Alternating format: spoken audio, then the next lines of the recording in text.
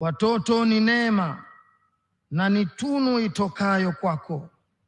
Hivyo tunakuomba Mola wetu mtukufu, utupe uwezo na nguvu za kuwatunza vyema pamoja na hekima za kuwalea na kuwaongoza watoto wetu waweze kuja kuwa ni manufaa kwao wao binafsi na kwa taifa lao na kwa dunia kwa ujumla. Allah mtukufu uliyetukuka, tunaikabidhi katika mikono yako yenye uaminifu nchi yetu ya Tanzania. Dumisha amani yake, wape umoja na mshikamano wananchi wake, na bariki katika uchumi wake. Hatumsahau rais wetu mpendwa Dr. Samia Suluhu Hassan. Twakuomba Mola wetu mpe ulinzi wako, umjaze hekima na busara za kutuongoza vyema yeye pamoja na wote wanaomsaidia. Kadhalika waliotuandalia kongamano hili kwa ajili ya kuyatafakari maisha ya watoto wetu, tunakuomba Mola wetu uwabariki, na hata kongamano hili ulibariki, na hatimaye litoke na tija itakayowasaidia watoto kupata salama na haki zao. Wa sallallahu wa sallam wa baraka ala nabiyina Muhammadin wa ala alihi wa sahbihi ajma'in.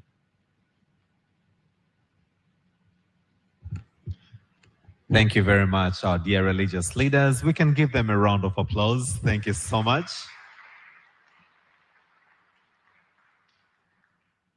Wonderful. Honorable Dr. Dorothy Gwajima, Minister of Community Development, Gender, Women, and Special Groups from the United Republic of Tanzania, who is our guest of honor today. Let's give her a big round of applause as we recognize your presence. I would also like to mention the members of the high table. On your right, honorable guest of honor, is Honorable Anna Atanas Paul, Deputy Minister, Community Development, Gender, the Elderly, and Children of the Revolutionary Government of Zanzibar. Let's give her a round of applause as well. Thank you very much.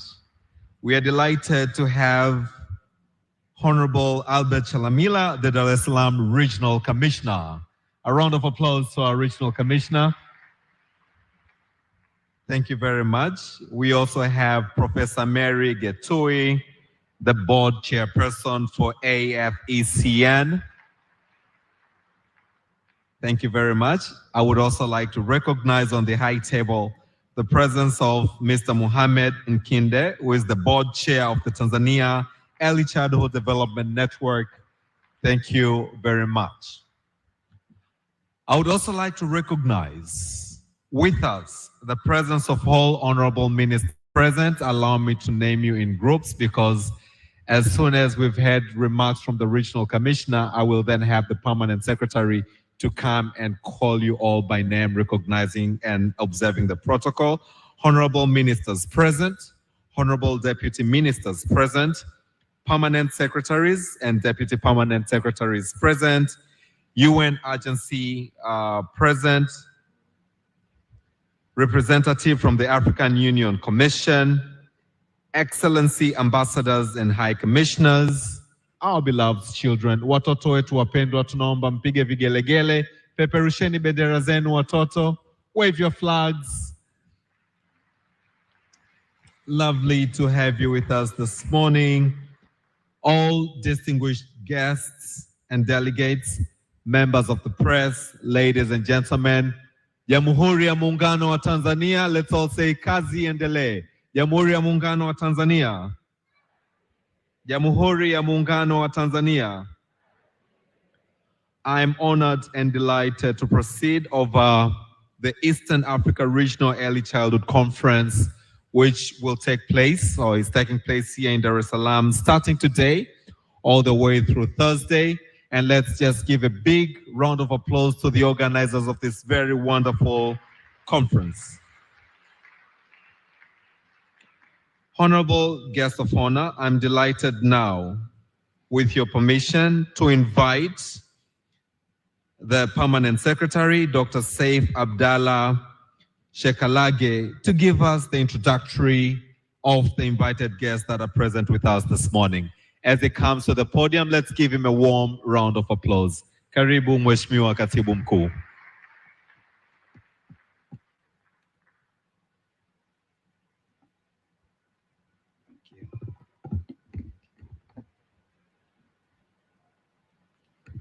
Honorable guest of honor, Dr. Dorothy Gwajima,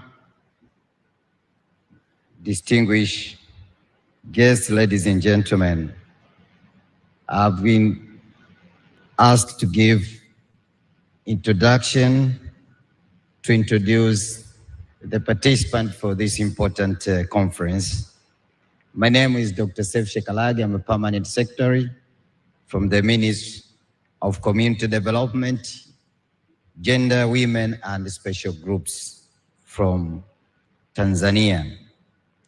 So, honorable guest of honor, the list is long, but I'll try to mention each one so to ensure that you know who is in this conference. So let me take the opportunity to introduce Honorable Sana N. Mateke, Minister of State for Children and Youth Affairs from Uganda.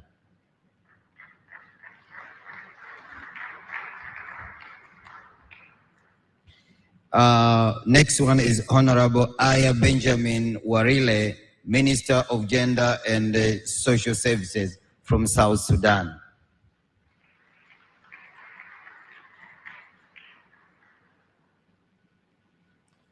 Next one is Honorable Ali Abdul Ghulam Hussein, Deputy Minister of Education and Vocational Training from Zanzibar.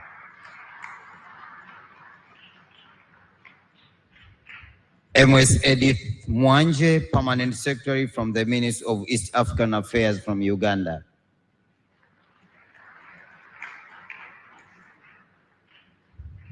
I don't know where they are seated, or maybe they are outside.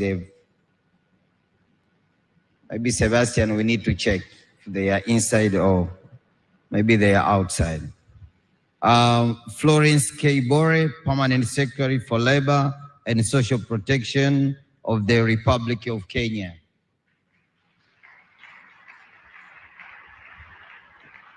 Okay. No, you don't need to stand if you are there. Though I know now you are here. Because I was wondering if they are present. So you don't need to stand. Now I understand everybody is inside here. Thank you.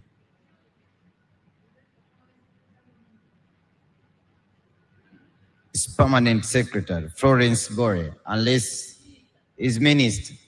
So I think, my apologies for the people who prepared this for me. So my apology, Honorable Minister. So let me pronounce it correctly. Honorable Minister Florence K. Bore, Minister for Labor and Social Protection from the Republic of Kenya.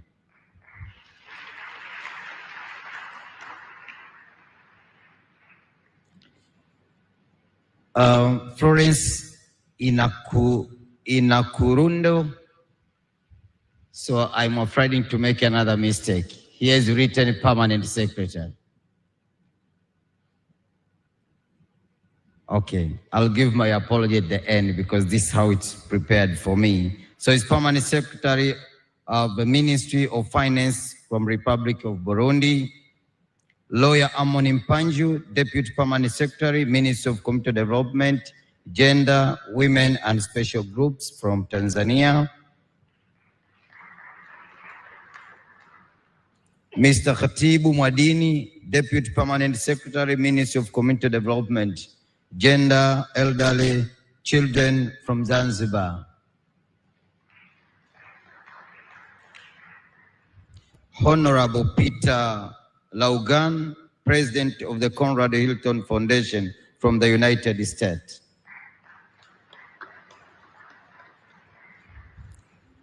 Atleva Kadil, UNICEF Resident Representative for Central and Southern Africa.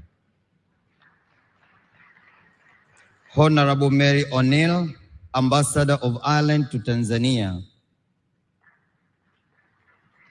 and Honorable Helen, Acting Ambassador of Tanzania to Canada. Elke Wist, UNICEF Tanzania Resident Director. Peterson Magola, Acting Resident Representative of UN Women Tanzania. Honorable Justice Hilary Chemitei, Judge of High Court from Kenya. Beatha Fabian, Acting FAO Resident Representative. Honorable Anna Musiwa, Member of Committee of Experts on the Rights and Welfare of Child Bureau, Special Rapporteur for Children.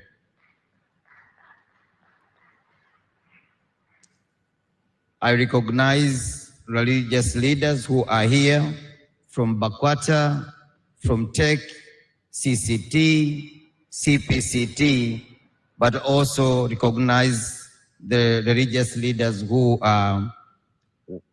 gave the prayers and invocation for this conference. May I recognize government ministry directors from mainland Tanzania and Zanzibar. Mr. Raphael Charles, Chairman of the Children Council of the United Republic of Tanzania. And our all beloved children who are here, please.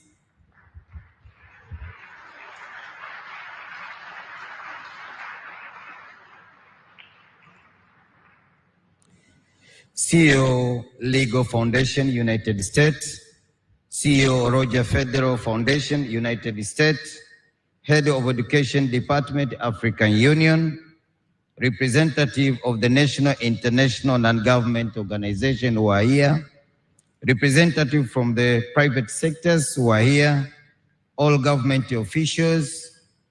I acknowledge the presence of all who are here and who I have not mentioned them, they are not in this list. We will continue later on to recognize them as they come or as I receive the list.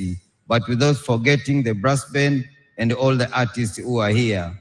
So, Honorable Minister, after finishing the introduction, allow me now to continue to give an overview for the objective of this conference. We have 5 objectives for this conference. 1 is to assess the current status of the previous early childhood care, development, and education services among the participants from each different countries. Secondly is to conduct, shall be having discussion that will enable the participants of this conference to exchange their knowledge and experiences that will help them to learn from each other.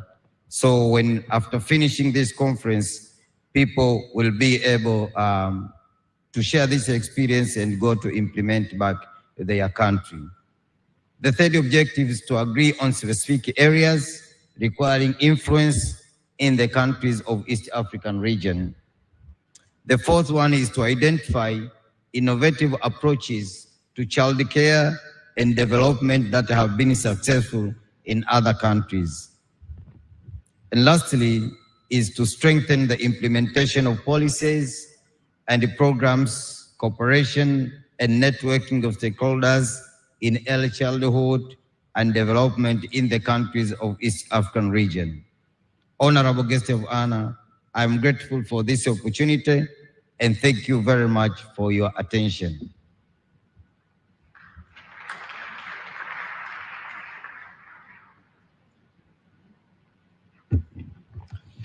Can we give another good round of applause to the Permanent Secretary? Thank you very much for that introductory remarks. And 2 quick things to note. Number 1, the list is exhaustive. We will continue to update it. If you're here and we forgot to recognize you, please just give me your business card and I will be honored to do the honors. Honorable guest of honor, this being a regional meeting, an East African regional meeting, I wish to recognize the presence, and I would request that to stand, of Dr. Irene Isaka, Director, Social Sectors from the EAC. Please stand up. Can we put our hands together for her? Thank you very much. Honorable guest of honor, we are in Dar es Salaam, Tanzania, the business capital of the country. And with us is the Regional Commissioner of Dar es Salaam. Let's put our hands together for Honorable Albert Chalamila as he comes to give us the greetings from Dar es Salaam region. Mheshimiwa mkuu wetu wa mkoa, tunayo furaha kuwa na wewe, karibu sana.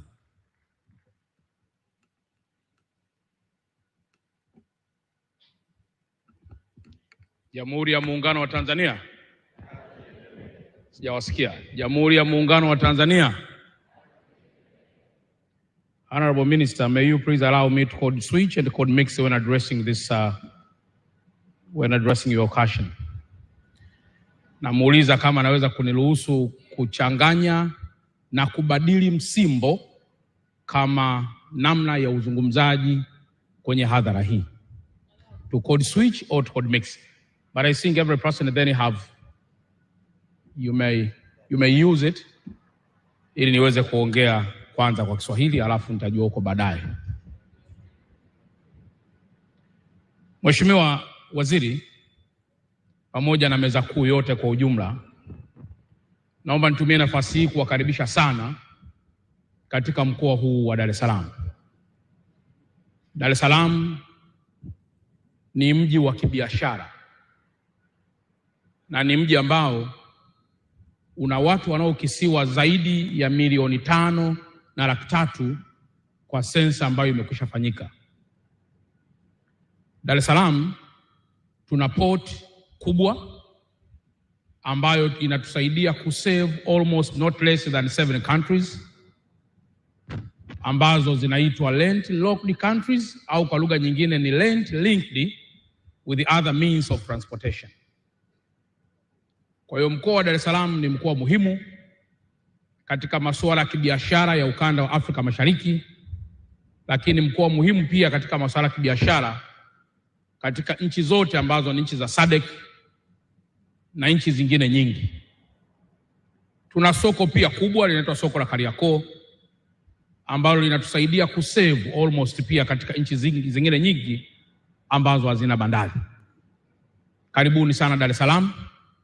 Muweze pia kutembelea baadhi ya vivutio vya utalii ili muweze kuona namna Dar es Salaam ilivyo. Mheshimiwa Waziri, in fact Dar es Salaam is a good land. It looks like the paradise on earth. So when you are here, please enjoy your stay. And if you get time, you should do not hesitate just to close your eyes and to foot where tourism attractions are. We have different tourism attractions here in Dar es Salaam. We have different tourism attractions in Zanzibar, also somewhere closer to here. But also we have different tourism attractions across other parts of Tanzania. So if you get time, I also encourage you to make sure you take your visit katika maeneo hayo muhimu sana. Jambo la pili, nimeona hapa mada hii Mheshimiwa Waziri, naomba kwa dhati kabisa tukupigie makofi wewe, lakini zaidi tumpigie sana makofi Mheshimiwa Rais kwa kuwa ni initiator mkubwa sana masuala haya muhimu sana. Nimeona hapa masuala ya makuzi na maendeleo ya mtoto. Naomba nitumie nafasi hii angalau ku appreciate michango ya watu wachache ambao nimewahi kuzungumza nao kupitia vitabu. Mtu wa kwanza anaitwa Krashen. Krashen ni mtu ambaye amezungumzia namna mtoto anavyoweza kupata lugha ya pili.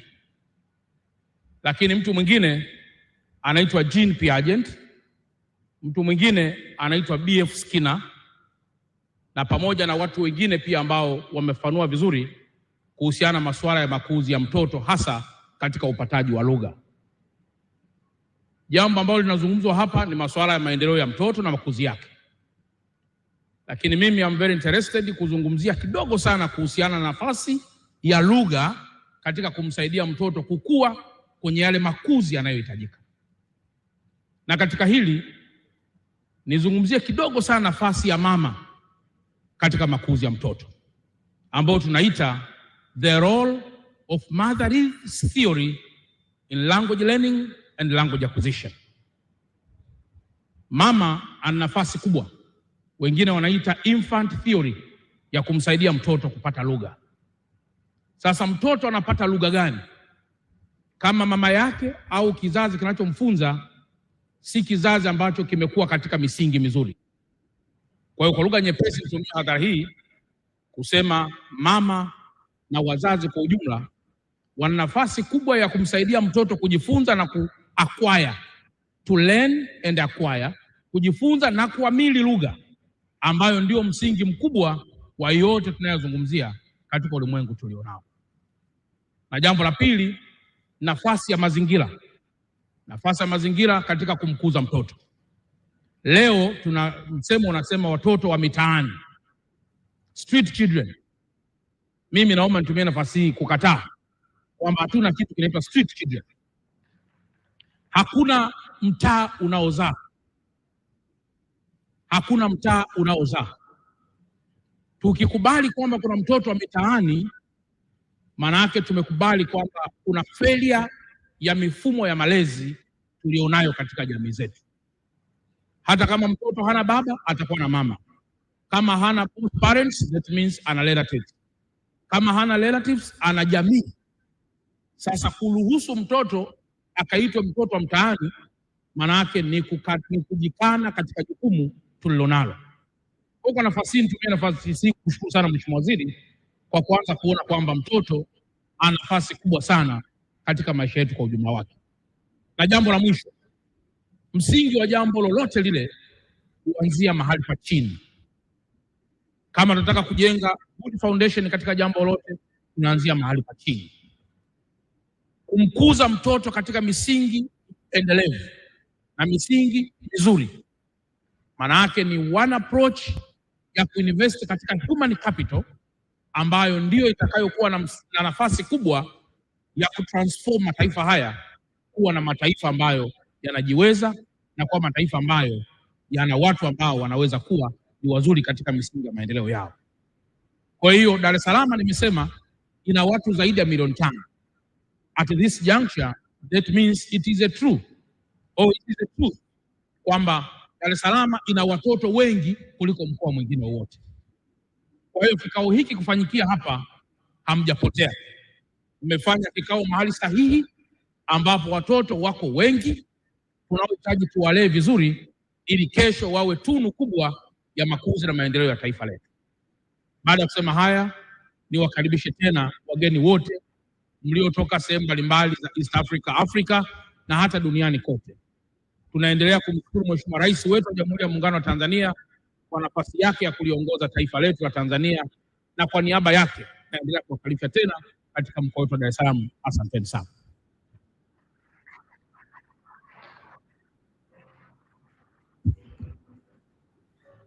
Ladies and gentlemen, Albert Chalamila, the Dar es Salaam Regional Commissioner. Can we give him a warm round of applause? Thank you so much for those wonderful welcoming remarks for the region. Honorable guests of honor, the theme for our meeting is investing in early childhood, which is going to ponder on building human capital along the life course for the next 3-4 days that we're going to be here. Before we proceed, allow me to also recognize the presence of a very important guest with us. This is none other but Dr. Charles Sagoe Moses. You may please stand up. Dr. Charles is the WHO representative for Tanzania, but is also representing the regional director for WHO, is Dr. Mweti. Karibu sana, delighted to have you this morning. Thank you very much. Honorable guests of honor, we are delighted to have the Tanzania Early Childhood Development Network, which coordinated closely with the ministry this important conference. And I'm delighted now to bring to the podium for key remarks, the Executive Director, Mwajuma Rebangila. As she comes, let's put our hands together for her.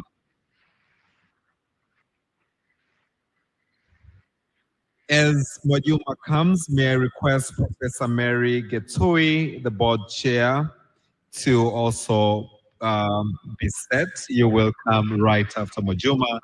And Ms. Sophia Nashipala, the head of education from the AUC, will come next. For now, ladies and gentlemen, Mwajuma, karibu. Thank you. Mtoto kwanza, child first. Thank you so much. Honorable Minister Dr. Dorothy Gwajima, representing United Republic of Tanzania President Dr. Samia Suluhu Hassan, ECD community from all East African countries, invited guests from all over the world, our beloved children, ladies and gentlemen, all protocol observed. The Tanzania Early Childhood Development Network, TECDEN, is a national umbrella of early childhood development civil society organizations working in partnerships to promote early childhood development in Tanzania, mainly by influencing change in policies, programs, and practices that impact the holistic development of the child. TECDEN was established in 2000 and was officially registered in 2004 as a national network of ECD organizations in Tanzania. The network has a total of 104 member organizations to date, ranging from international organizations, national organizations, universities, whom collaboratively we implement ECD programs at different levels in the country. For us, it is a pleasure to be trusted as a national network to organize this conference, which for the first time the government of Tanzania is hosting such a regional ECD conference.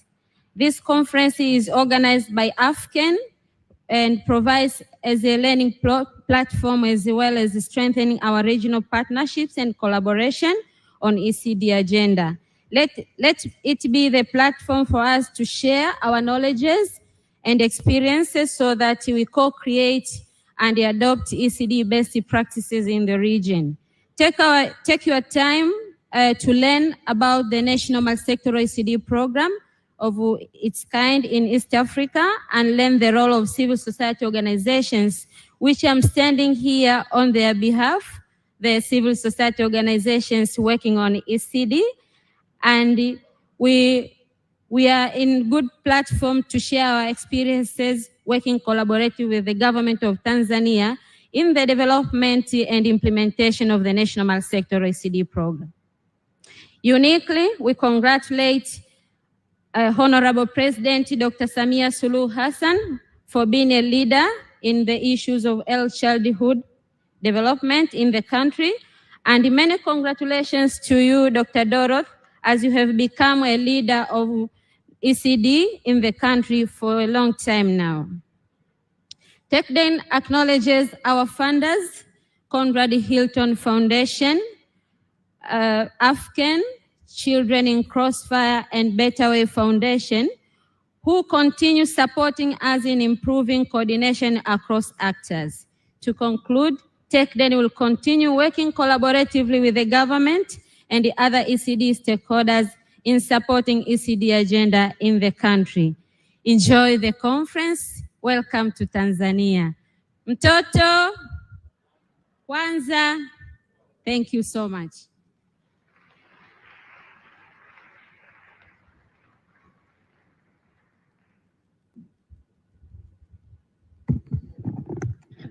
I reminded my dear sister Mwajuma to keep the smile as she walks down the stage. Let's give a warm round of applause.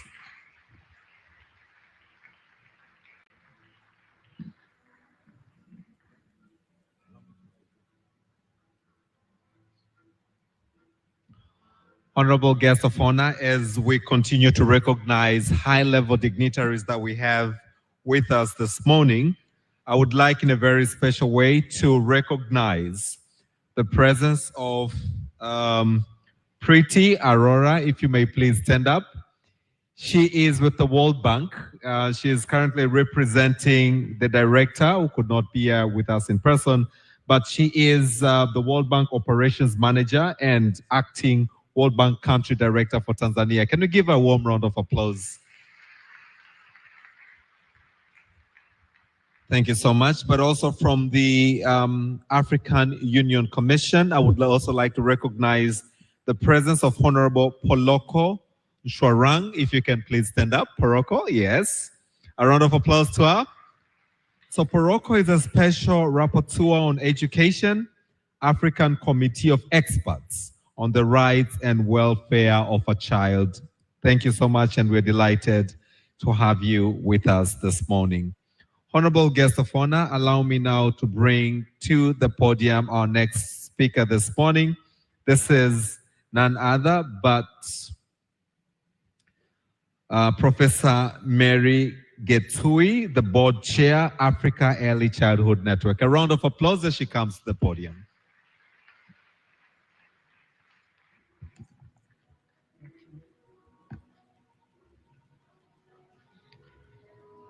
I greet each one of us, and I am very grateful to be here this morning as we start this very colorful conference.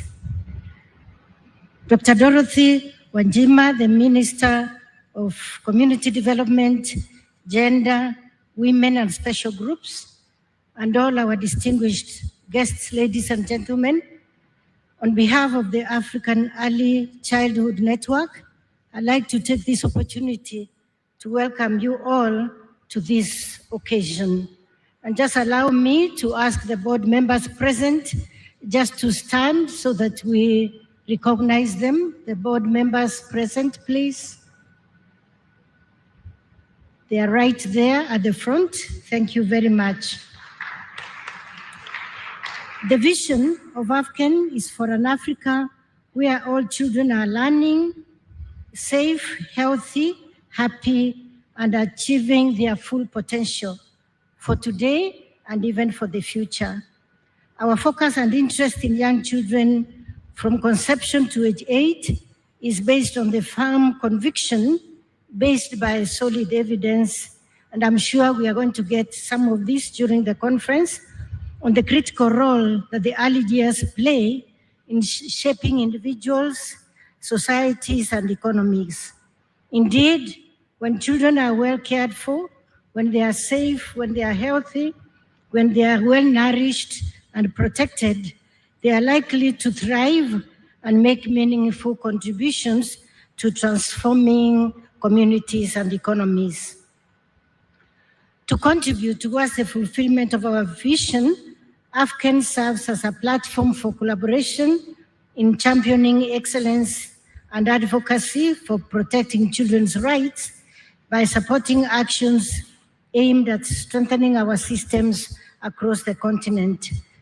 As an organization, AFCAN believes that the realization of lasting impact is built upon the foundation of strong partnerships and collaboration with other actors to leverage scarce resources and comparative advantages that each actor possesses.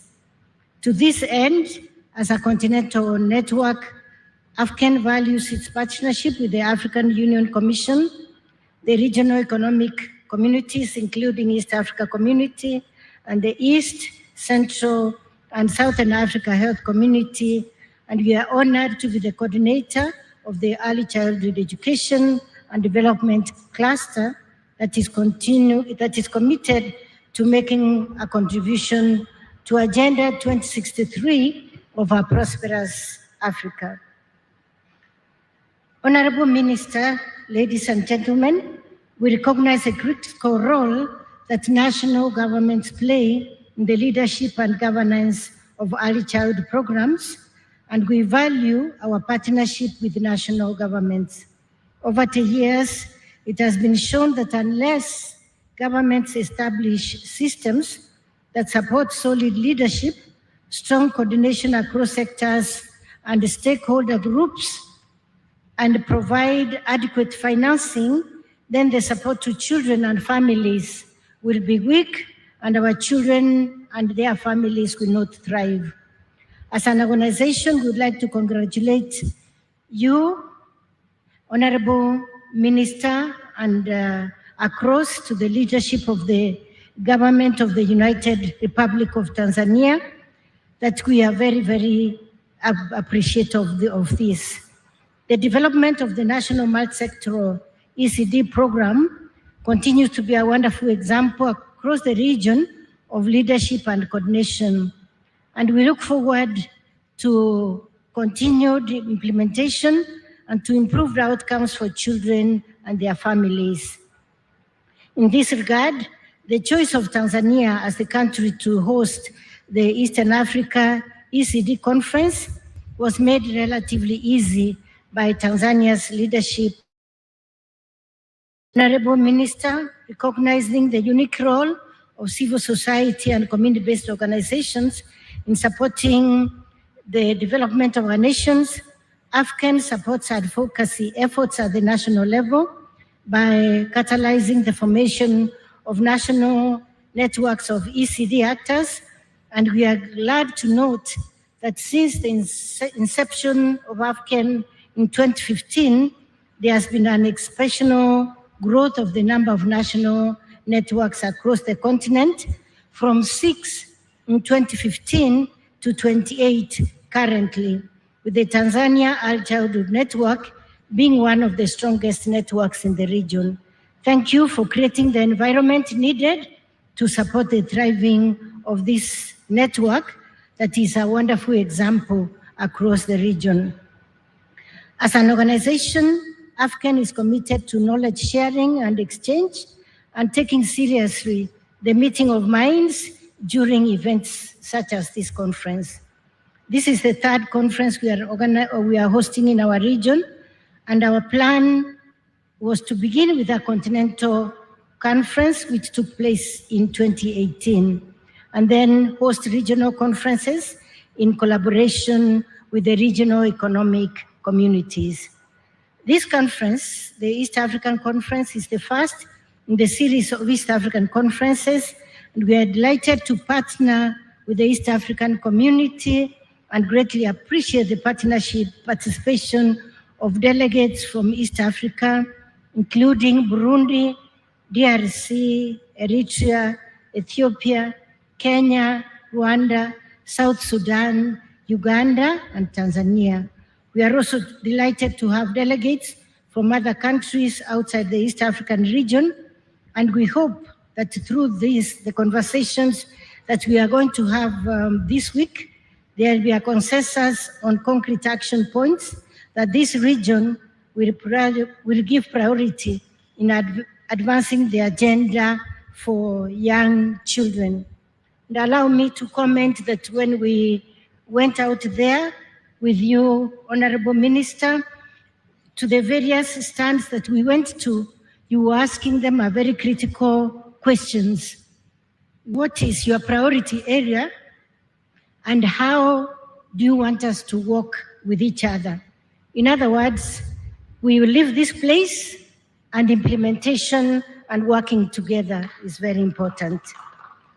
We hope that this conference will build momentum towards enhanced investments in early childhood development by governments and partners represented in this meeting.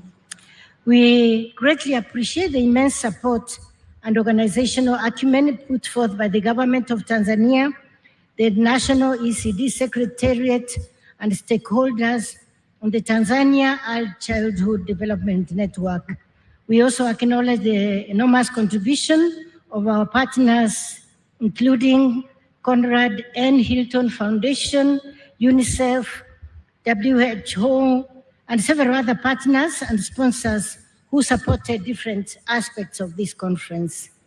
I'd like to wish us all fruitful deliberations over the next few days. Asanteni sana Kazi iendelee. Thank you very much.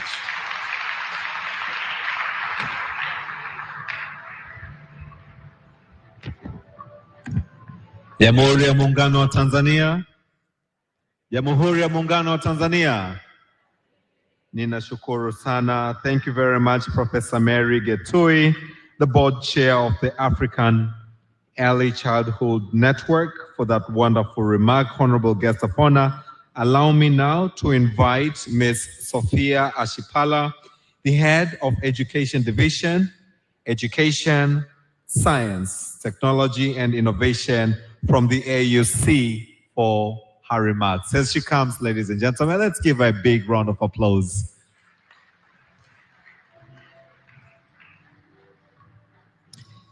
And then as soon as she is done with her remarks, I will have Professor Julio. I will introduce you then. And then, my dear children, please prepare for that entertainment piece you have for us. Karibu.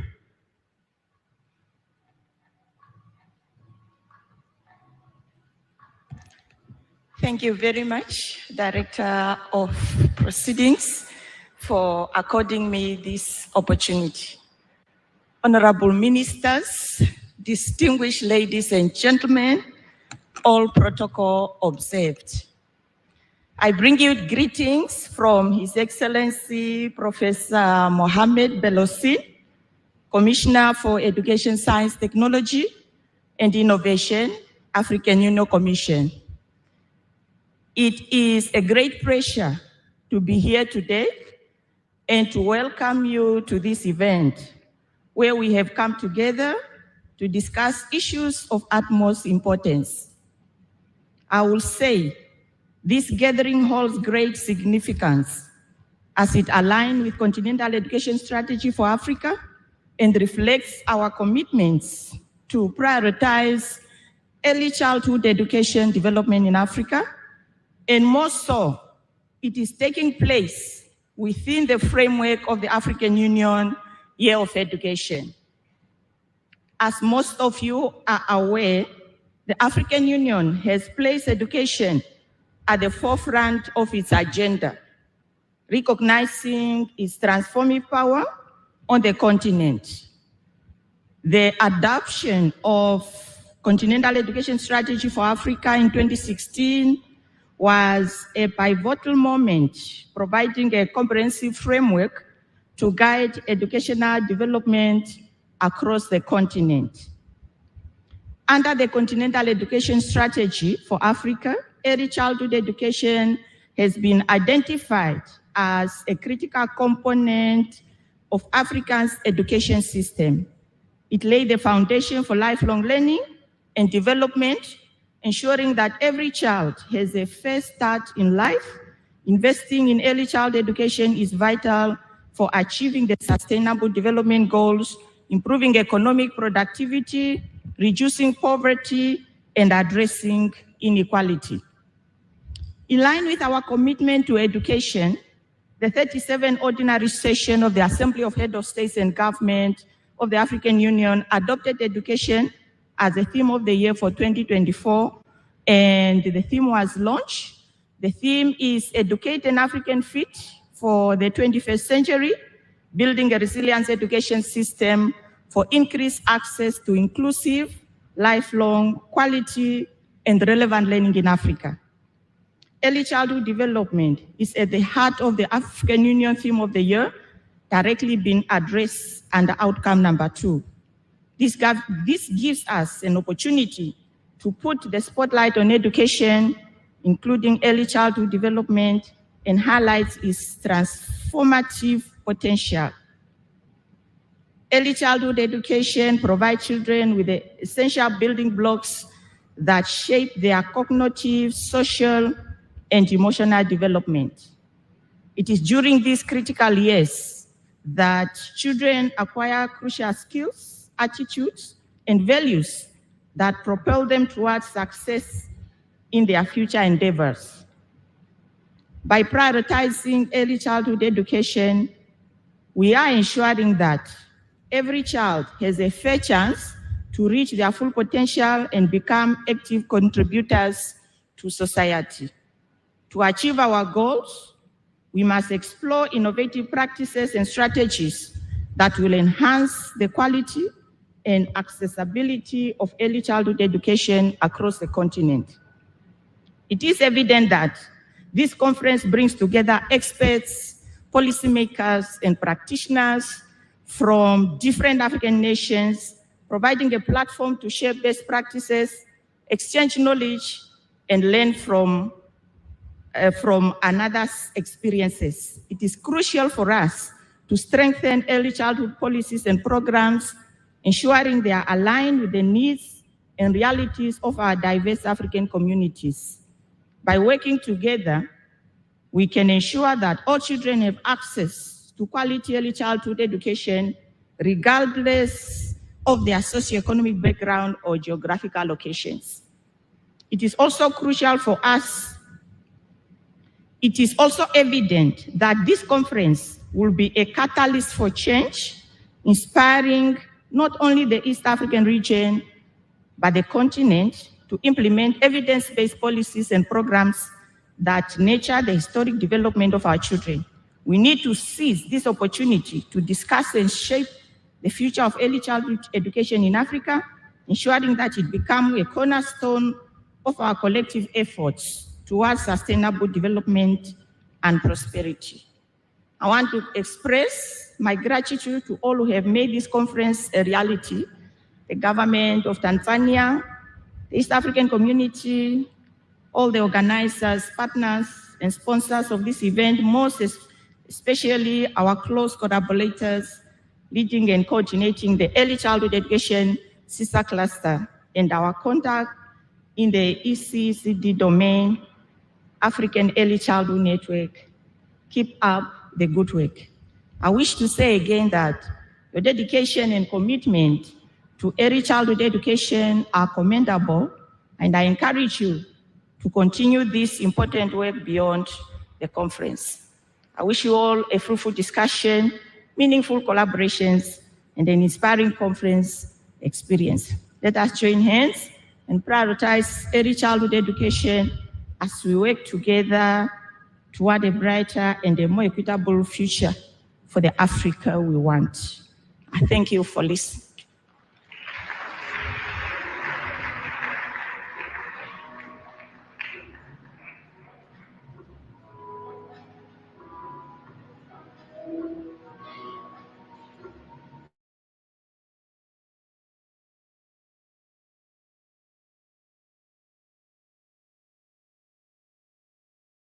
Hala, Head of Education Division, Education, Science, Technology, and Innovation of the AUC. Can we give a warm round of applause?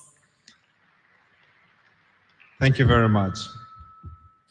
Honorable guest of honor, we are now going on to a very wonderful remark, I believe, and a launch of Karma Plus, which will require or kindly ask you to officiate the launch after the remarks which will be made by Professor Giulio Rakotonirina, the Director of Health, Humanitarian Affairs and Social Development.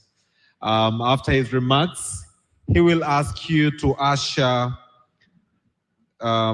yourself, but also the Deputy Minister, representative from the East Africa community, to sign. And he's going to tell us what we'll be signing to. But for now, ladies and gentlemen, let's put our hands together for Professor Giulio. Karibu sana, Professor.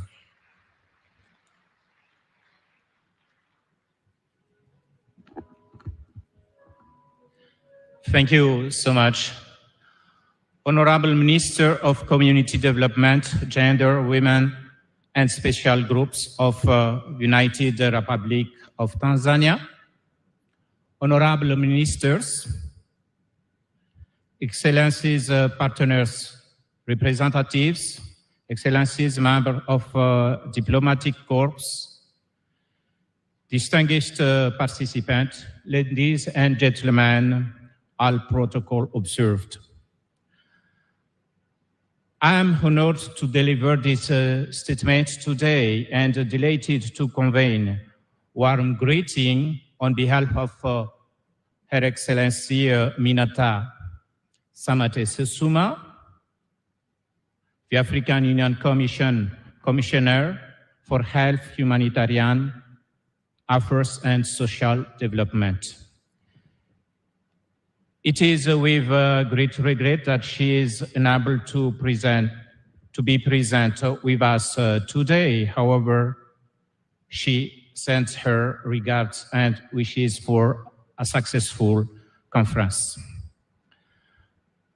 This event holds great importance as it not only brings together stakeholders to address the crucial topic of early childhood development, but also serves as a platform for the East Africa community to launch a significant campaign, the accelerated reduction of maternal mortality in Africa, called Karma Plus, in collaboration effectively with partners and donors.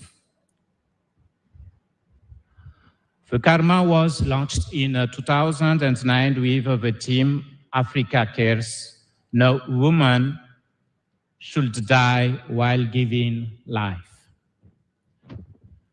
The Karma campaign aims to empower our continent to collaborate and contribute to reducing maternal mortality and morbidity in Africa. In 2019, the Commission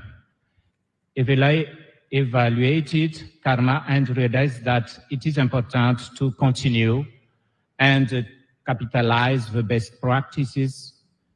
That's why we are launching Karma Plus, actually. Karma Plus prioritize the health agenda for women, newborn, children, and adolescents. So I'd like to call upon all member states and partners to rally behind the 4 key objectives of Karma Plus, which providing technical assistance, capacity building, financial resources, and engaging parliamentarians and politicians in the East African Community region to champion the campaign's agenda. At the core of Karma Plus is the recognition of promoting holistic child development. This conference is therefore timely, and I would like to express our sincere appreciation to the organizer of this conference. In line with the effort of collaboration and coordination at the African Union Commission, and with the aim of advancing comprehensive childhood development, we have established a task force on early childhood development. This task force aims to bring together departments working on child development policies to ensure the effective implementation. The Commission expresses its appreciation to all those in attendance today and throughout the week. Your support and contributions are crucial in safeguarding the ongoing well-being of mother, newborn, children, and adolescents across our continent. In closing, I'd like to express my sincere appreciation for the leadership demonstrated by the United Republic of Tanzania and the East African community, and for your support in officially launching Karma Plus in the East African community today. Thank you so much.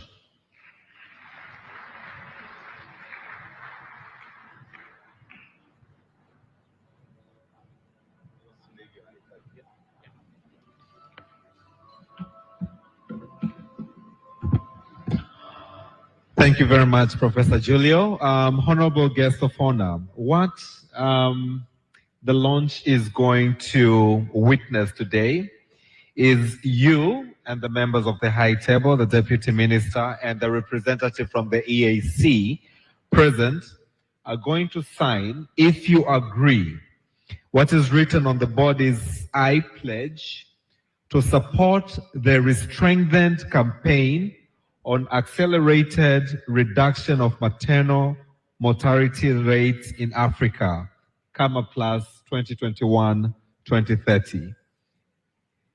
So if you're ready, please, brass band, the fanfare will do after the guest of honor has put a signature on the board. May I request Dr. Irene to also please be present for the signature, and Professor Julio as well, and then we will take a picture. If you may please come.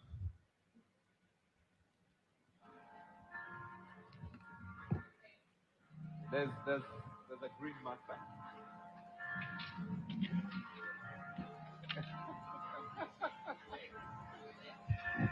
As she's walking majestically, maybe we can give a big round of applause to the guest of honor. She is pledging to support a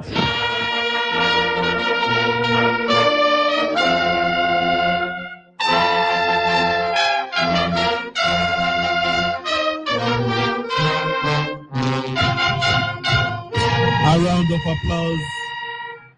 Thank you very much, Honorable Deputy Minister.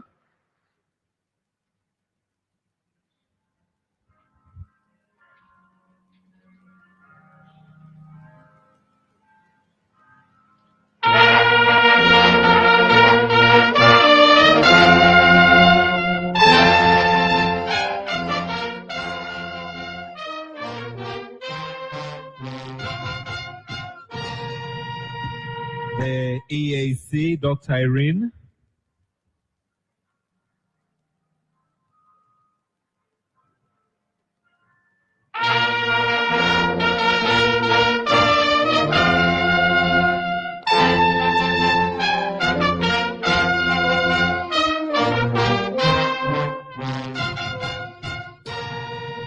Professor Julio.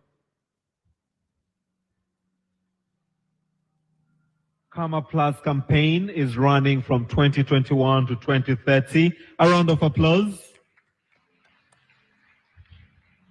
Anybody else? That's it?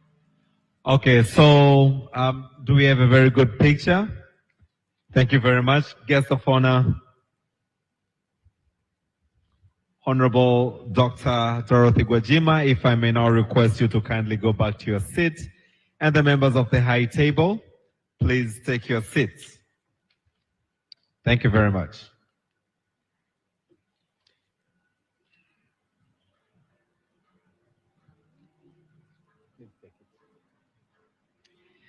Honorable guest of honor, I would like to recognize the presence, although they were, she was mentioned by the permanent secretary, but allow me to once again recognize the presence of Honorable Francine Inarukundo, Permanent Secretary, Ministry of Finance, Budget and Economic Planning in Burundi. If you can please stand up and we clap hands for her. Thank you so much. Kindly be seated. Honorable guest of honor, I would also like to recognize and really be very thankful because of among the people came pretty early is the UNFPA country representative, Mark Trainer. Please, if you may stand up, we'll clap our hands for you. Thank you so much. I would also like to make a clarity on the title of the UNICEF country representative. She was introduced as a resident director, but she's a country representative. Thank you very much for being with us. But I would also like to recognize, they've just joined us shortly, the presence of the ambassador of Brazil to Tanzania. If you may stand up. Thank you very much. But we also have with us the Canadian High Commissioner. If you can also stand up, we would like to put our hands together for you. Thank you so much. We have just witnessed the launch of Karma Plus, and by the signing on the plaque, which has been done by the guest of honor, the Deputy Minister, EAC representative, as well as the AUC. Honorable guest of honor, I'm delighted now to bring to the stage the country representative for WHO Tanzania, Dr. Charles Sagoe Moses, for his remarks. Karibu, and as he comes, let's put our hands together for him. Next on the podium will be the World Bank.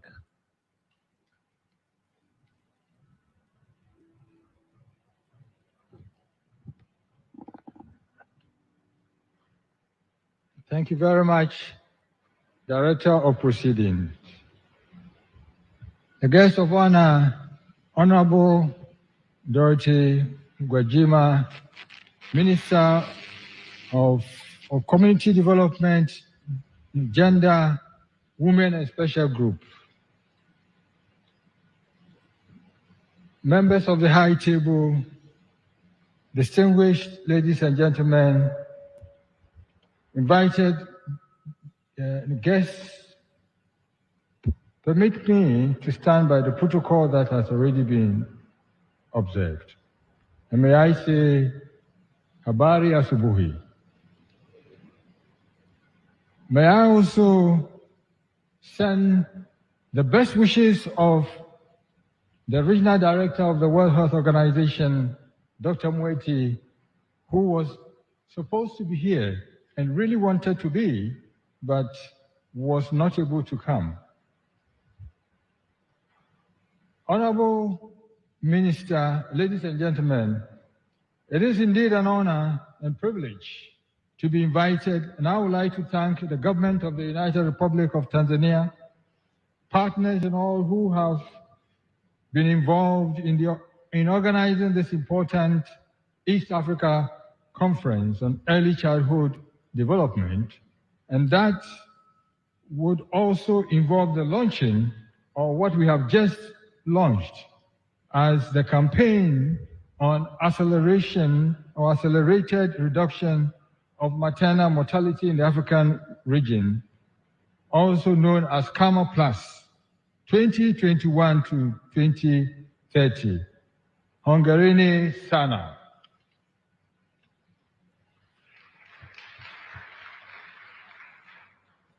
Honorable Minister, ladies and gentlemen, for years, the world has been focusing on ensuring the survival of our children.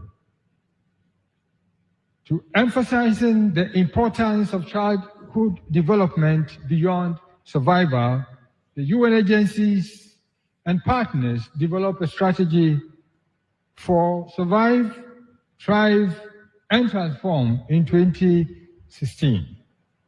The Sustainable Development Goal, Target 4.2, aims to ensure all girls and boys have access to quality childhood development by the year 2030, and by highlighting the need for a comprehensive approach to childhood development. Globally, 250 million children, especially in low and middle income countries, face the risk of not reaching their full developmental potential.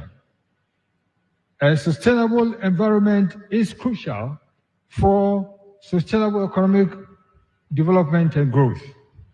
Early investment in human development reduce health and economic disparities, and failure to do so can lead to significant economic and social costs that aggregate across society into the next generation. Last year's Human Development Conference, which was held here and chaired by Her Excellency, the President of the United Republic, also highlighted the significance of investing in early childhood development. Honorable Minister, ladies and gentlemen, over 40 years, the World Health Organization and other partners have been working to promote childhood development, but the progress has been slow due to the high child mortality rate and lack of scientific evidence. However, significant reduction in childhood mortality have been achieved, and the values of investing in childhood development is now recognized.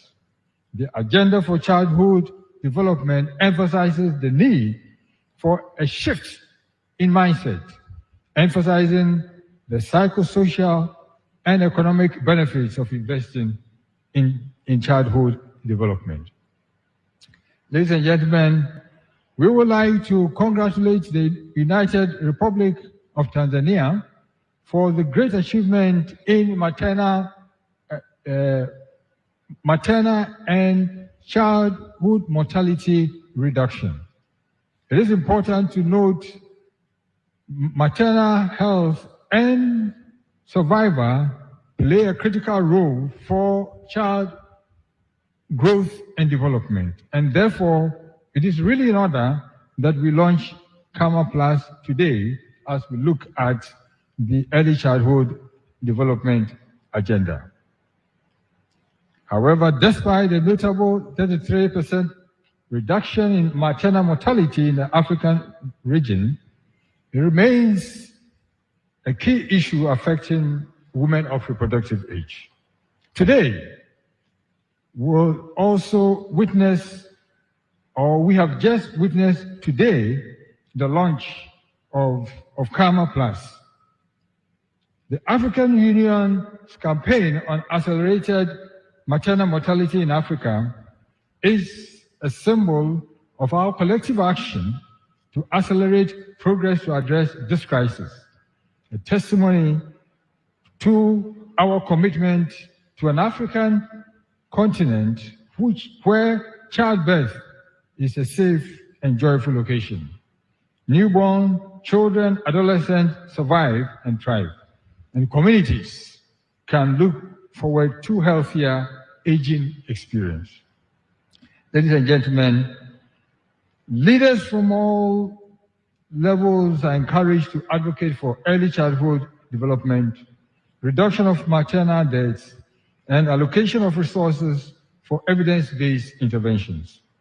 I would like to assure the government and all partners that WHO remain a committed partner and will actively engage, driven by our conviction that through this partnership, we can, one, influence the highest level of political commitment and enabling policy environment to realize the rights of all women, children, adolescents everywhere, and to ensure that we have the essential quality health services that they need.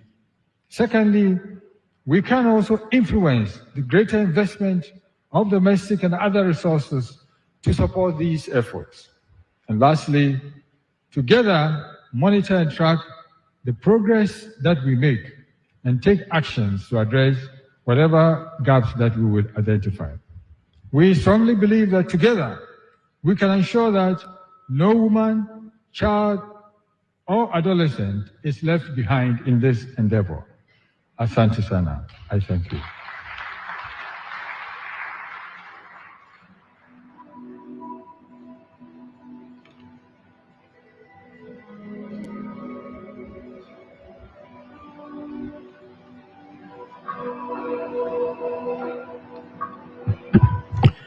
Thank you very much for those wonderful remarks. Let's again put our hands together for WHO.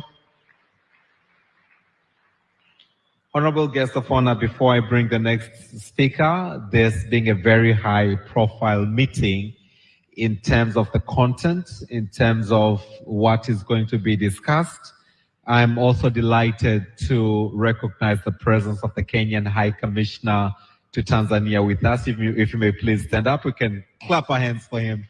Thank you very much. Honorable guest of honor, we also have a very great person with us.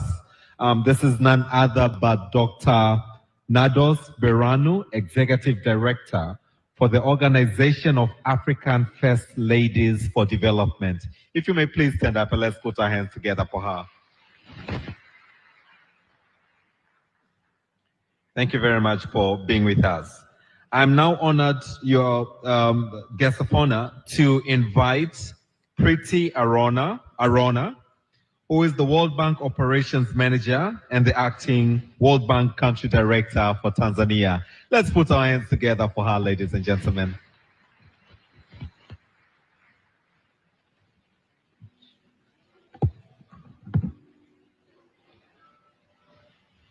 Honorable Dr. Dorothy Gwajima, Minister of Community Development, Gender, Women and Special Groups. Honorable Ministers, Deputy Ministers, and Permanent Secretaries from Tanzania, mainland Zanzibar, and our neighbors in East Africa. Esteemed representatives of the local government authorities, development partners, members of civil society and the press, conference organizers, our beloved children here, ladies and gentlemen, good morning to you all. Habari za asubuhi. I'm very grateful and pleased to be here today to participate in the Eastern Africa Regional Early Childhood Conference, which speaks to several priority areas of the World Bank. I would like to start by congratulating Her Excellency Dr. Samia Suluhu Hassan, President of the United Republic of Tanzania, and the government of Tanzania for organizing this event to put this very important agenda in front of all of us today. The theme of this conference, Investing in Early Childhood, Building Human Capital Along the Life Course, is very important and urgent. As some of you may recall, in July last year, the government of Tanzania and the bank jointly hosted the first Africa Human Capital Heads of State Summit, which underscored the urgency to increase investments in human capital. Human capital consists of the knowledge, skills, and health that people gain throughout their lives, enabling them to realize their potential as productive members of society. Human capital is our people, and investing in human capital means investing in our people so each person can achieve their maximum potential. At the summit, participating leaders from 43 countries endorsed the Dar es Salaam Human Capital Declaration, which, among others, made several pledges for investing in early childhood development. This calls for deliberate and solid interventions, prioritizing and enhancing the health and well-being of Tanzanian children. Indeed, Tanzania has made impressive progress with reducing infant and under 5 mortality and needs to build on this progress. Child stunting, an outcome of chronic malnutrition, however, remains stubbornly high at 30%, according to statistics from 2022. This was, in fact, a relatively small reduction from 2015, when the prevalence stood at 34%. Stunting decreases a child's likelihood of survival, increases its chances of falling sick, negatively impacts its cognitive development, and ultimately affects its chances of escaping poverty. a multi-sectoral focus on the first 1,000 days of a child's life, that is from pregnancy up to the age of 2 years, is critical to prevent stunting. The World Bank is strongly committed to supporting Tanzania's agenda on health and well-being in keeping with the Dar es Salaam Declaration.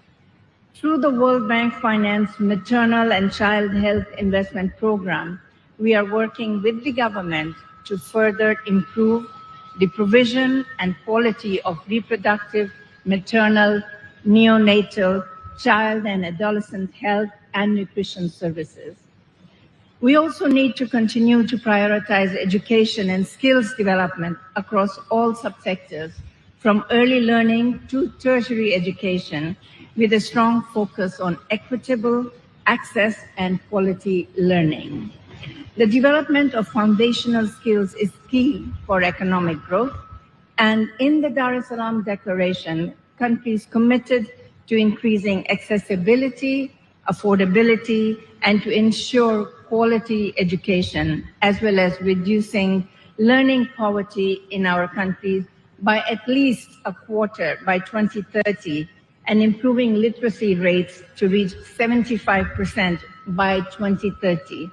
We cannot forget about physical, cognitive, and socio-emotional development as well. The World Bank is supporting this agenda at all levels, from pre-primary to tertiary education, and the Boost Primary Student Learning Project is one example where we are working closely with the government to invest early and improve access to quality early childhood education for children across Tanzania. Through the Boost project, the government will be rolling out a quality early learning package in 12,000 pre-primary classrooms. Finally, we need to continue to strive for gender equality and equity by empowering women and girls and intentionally investing in their human capital.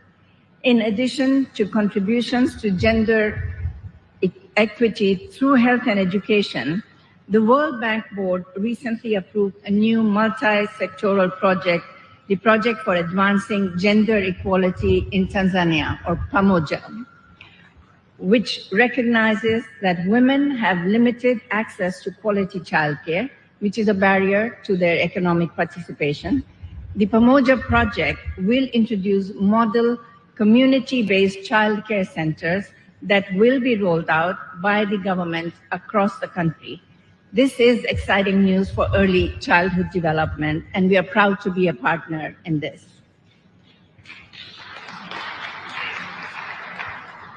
I have heard about a famous Swahili proverb that goes, uchungu wa mwana aujai mzazi, which reminds us about the importance of investing in human capital.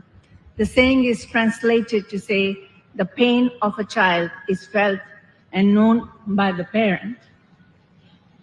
Everyone sitting in this room has a role to feel and act as parents for our children. Investing in early years for young and vulnerable children is a critical building block to accelerate the country's progress towards inclusive growth, poverty reduction, and stronger upward mobility of all Tanzanians. It is something that we will continue to strongly support, working with the government of Tanzania.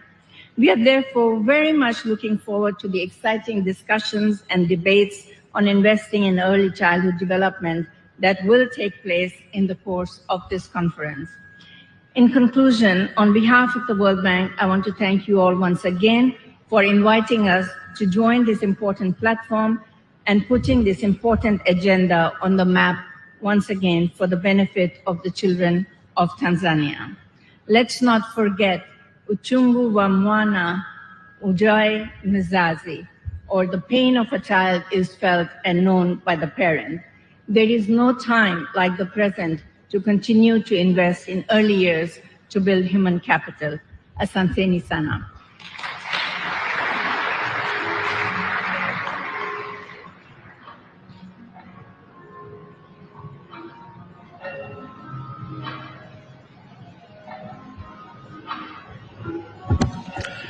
There's no better time than the present time. Thank you for those wonderful remarks. Another round of applause to the World Bank for that wonderful remark. Thank you, Preeti Arona. Honorable guests of honor, I would also wish to continue to recognize the presence of the High Commissioner of Namibia to Tanzania, Lebius Tangeni Tobias. If you may please stand up and let's put our hands together for him. His Excellence Lebius, thank you very much for being with us. Honorable guests of honor, we will shortly have entertainment by our children, and we also have the African lioness, Zuhura, to bridge us onto the next session through entertainment. But before we do that, allow me to bring now to the stage Ms. Etliva Kadili, the UNICEF Regional Director for Eastern and Southern Africa. A round of applause to her. And as she comes, if Mr. Peter Logan, you can also be prepared. You will be next after her. Karibu sana.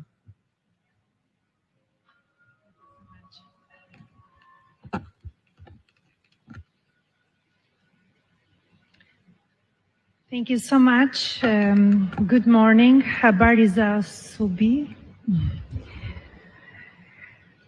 Honorable Dr. Dorothy Gwajima, Minister of Community Development, Gender, Women, and Special Groups. Honorable Ministers, Deputy Ministers, distinguished ladies and gentlemen, our beautiful children, all protocols duly observed. It is both an honor and a privilege to be here with you today in this important Eastern Africa Early Childhood Development Conference. I would really like to start by thanking our host government of the United Republic of Tanzania for bringing us together in this beautiful Dar es Salaam this week. Excellencies, every child is entitled to the best start in life, encompassing the right to good nutrition, responsive care, early learning, health and nutrition, and a safe environment.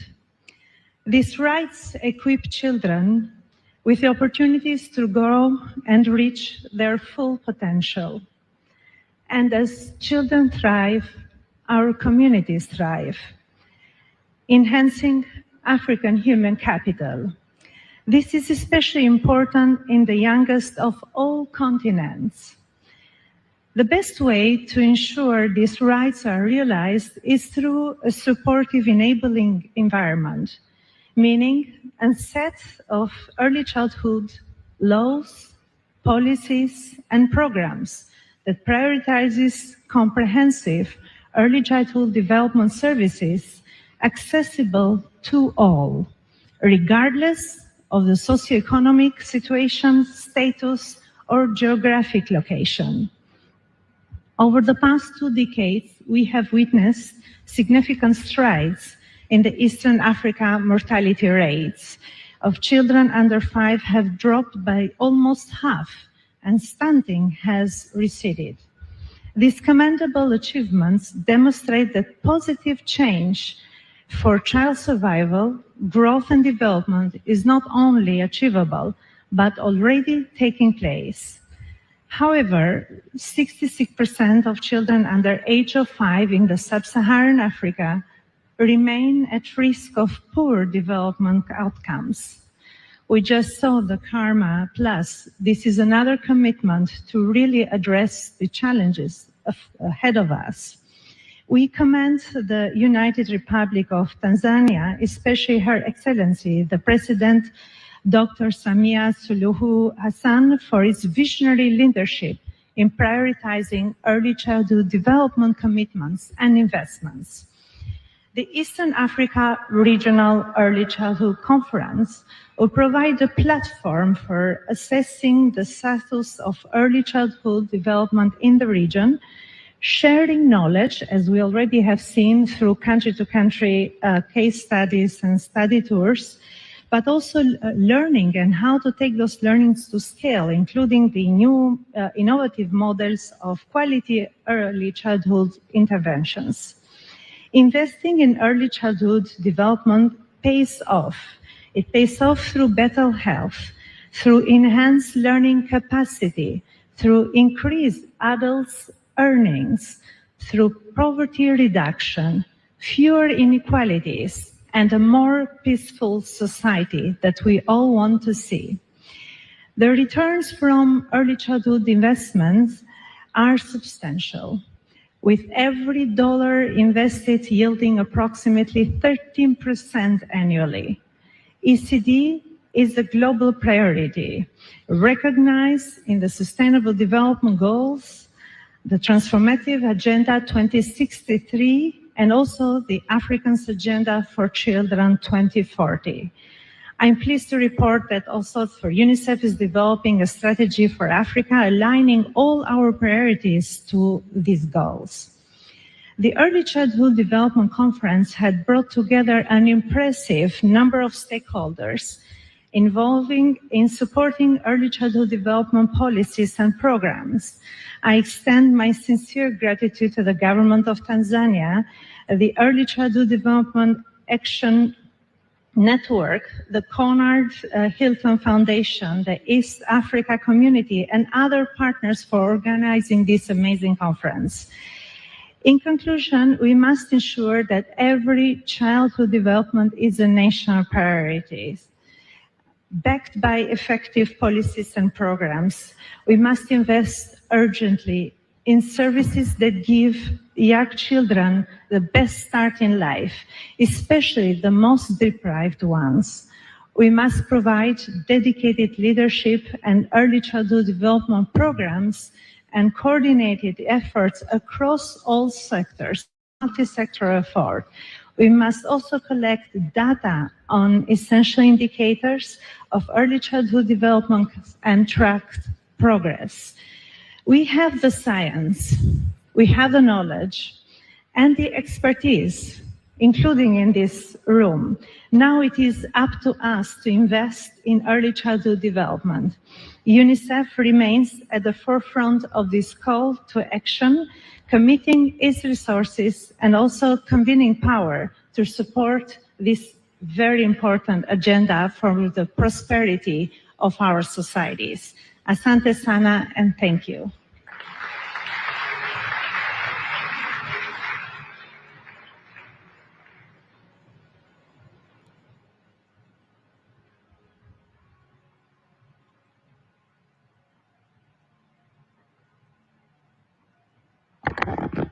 Asante sana for those wonderful remarks at Leva Kadili from UNICEF. Thank you very much. Another round of applause. Very good. Honorable guest of honor, I'm not sure if it is by design, but we've had very many female speakers today. And we just celebrated International Women's Day. So allow me to request all the gentlemen in the house, let's clap for the ladies in the house. Recognizing your very special and distinctive role that you have in the society. Honorable guest of honor, allow me now to bring to the stage President and CEO of Conrad and Hilton Foundation, Mr. Peter Logan. Mr. Peter Logan, karibu sana.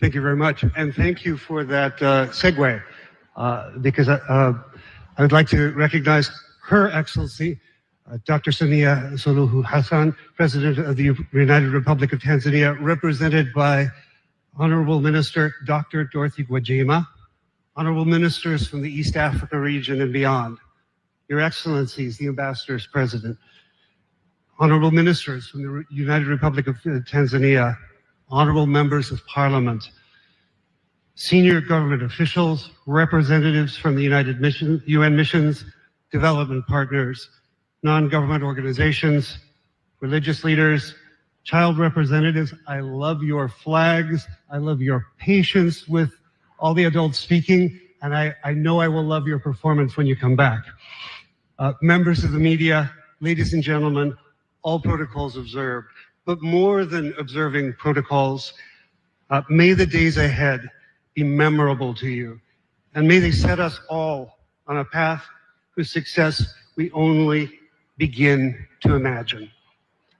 It's my great pleasure to be with you here today at the opening of this East Africa Regional Conference on Early Childhood Development. And I have to say, it warms my heart to see this many champions of children put together in one room. I can only imagine what you're going to do over the next 4 days. 1,000 plus people in the house, right? Like others, I must start with a word of thanks to those who have worked tirelessly behind the scenes over many months to bring us all here today. And first and foremost, I'd like to thank the government of the United Republic of Tanzania. The commitment and leadership it has shown towards its youngest citizens cannot go unrecognized.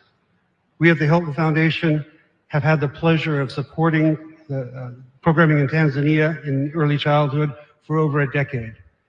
We know of this government's commitment to early childhood and to the investment in human capital development that is the corner of which ECD is the cornerstone. We've seen it firsthand, and so we are delighted to see that Dar es Salaam is the place for champions of children this week.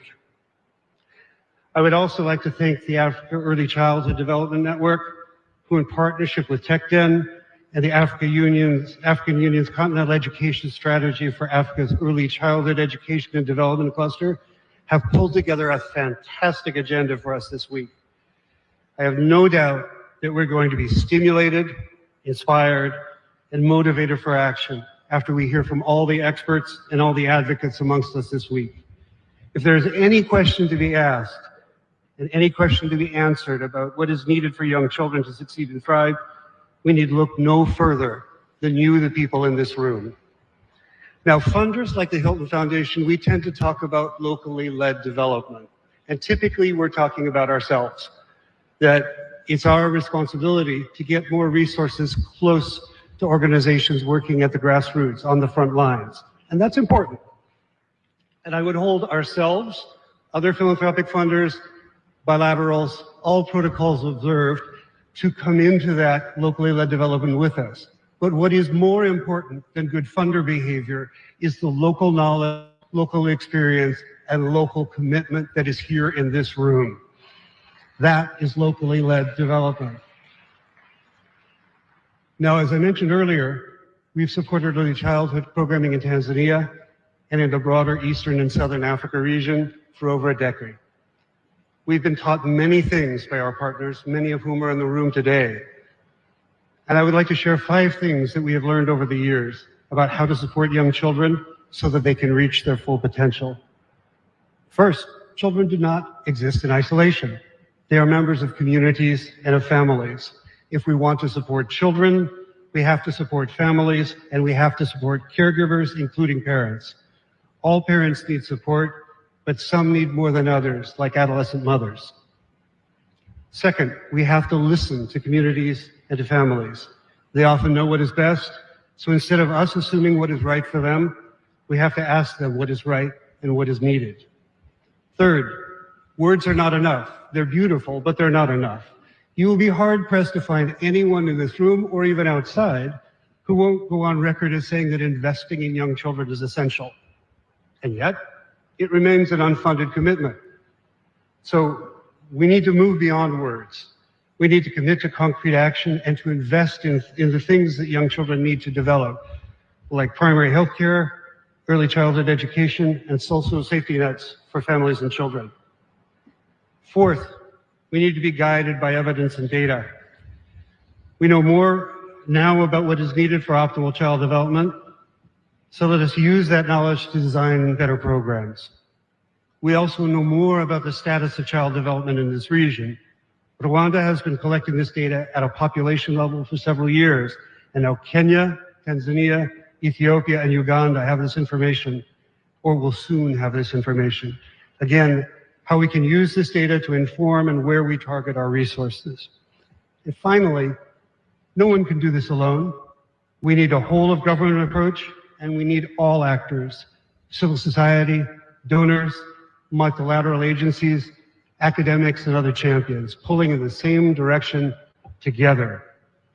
My colleagues and I are honored and humbled to be on this journey. I wish us some great conversations this week, but more importantly, I wish us all renewed energy, commitment, and resolve to do all we can to ensure that more young children in Eastern Africa are put onto the right track for growth and development. This is essential for them as individuals, for their families and communities, and for the nations of this region too. So once again, Mtoto Kwanza, kazi iendelee. Asanteni sana.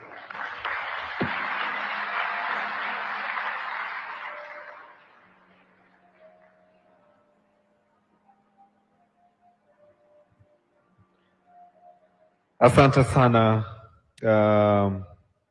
Logan, kwa salamu zako.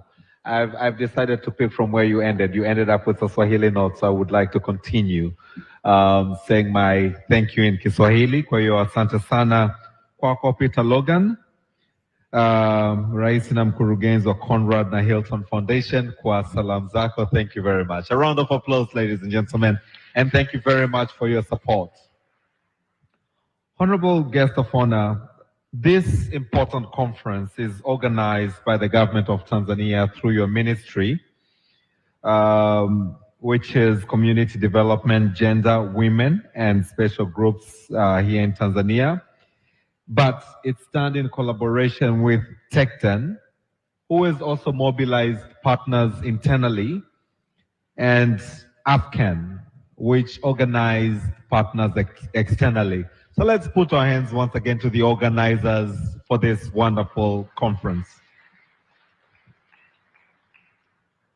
May I now request the guest of honor to allow me once again to bring the permanent secretary to the podium to speak about and lead us towards the launch of the National Comprehensive ECD Service Delivery Job Aid for the community workers. A round of applause to our permanent secretary, Dr. Saif Abdallah Shekalage. Karibu, Katibu Mkuu.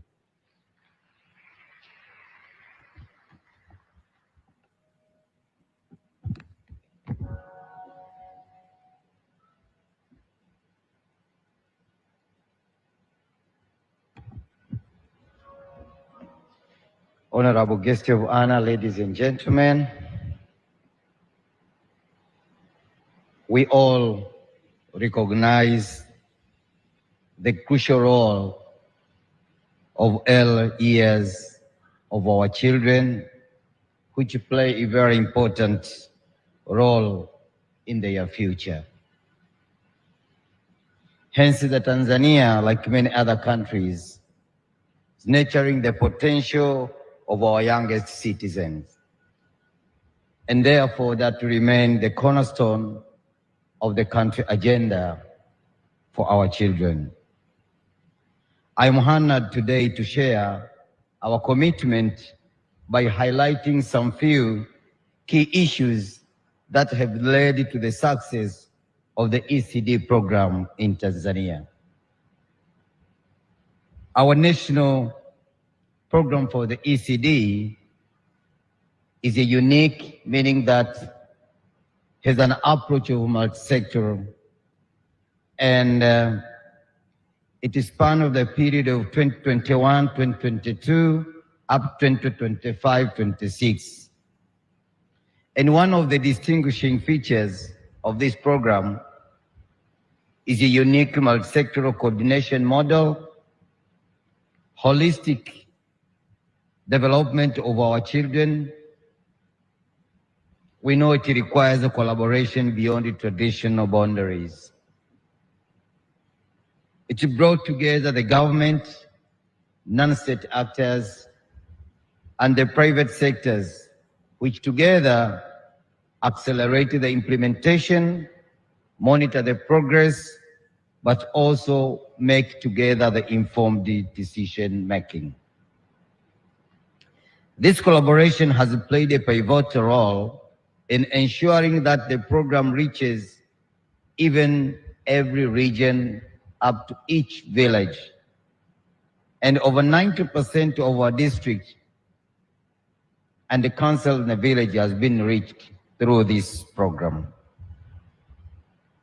The engagement of the private sector has contributed not only to the additional resources, but also the diverse expertise in the research, innovative solutions based on the needs of the community, but also monitoring the progress.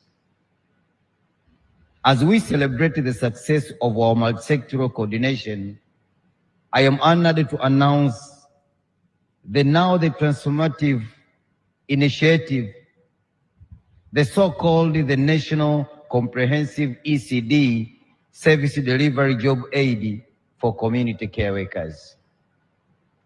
This innovative tool is designed to empower the community healthcare workers with the knowledge and the guidance needed to deliver high-quality ECD services at the grassroots level. Hence, I wish to humbly welcome and request our esteemed guest of honor to launch this National Comprehensive ECD Service Delivery Job Aid for the community care workers. This job aid symbolizes a paradigm shift of our commitment to ECD, reflecting our dedication to knowledge sharing, community engagement, and continuous improvement. In conclusion, I want to express my deepest gratitude to all those who have contributed to the success of our ECD program in Tanzania. Your commitment has not only transformed their lives, but also set the precedent for collaborative, multi-sectoral approaches to child development. I'm sure during the discussion days to come, we will share in a more detail how this program was successful. Here I've just highlighted few issues.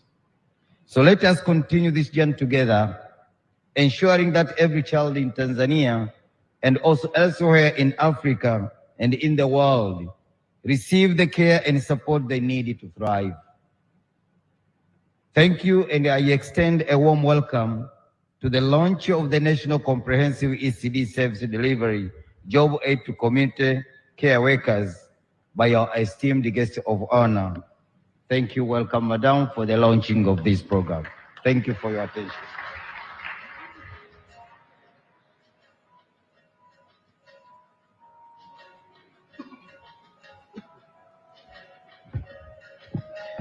Mheshimiwa Katibu Mkuu, asante sana. As we are now about to witness the launch of the ECD Service Delivery Job Aid, may I also bring to the stage PACT Tanzania. Can I have the Country Director, Levina Kikoyo? Madam Levina. Can I also have the Director for Child Development from the Ministry, Sebastian Kitiku, to please join us. May I also bring to the stage Esther Ndetabula, who is the Technical Director for Early Childhood Development Project with PACT Tanzania. So if the Permanent Secretary can stand this side, and Director Sebastian, and please present that to the guest of honor with the pair of scissors.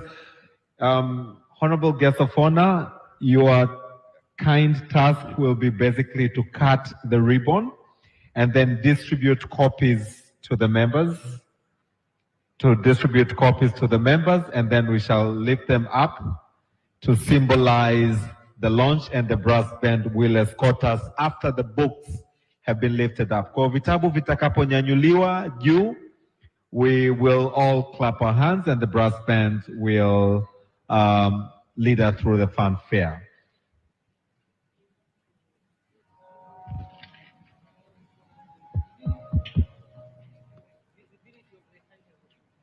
I thought you would stand. I would stand.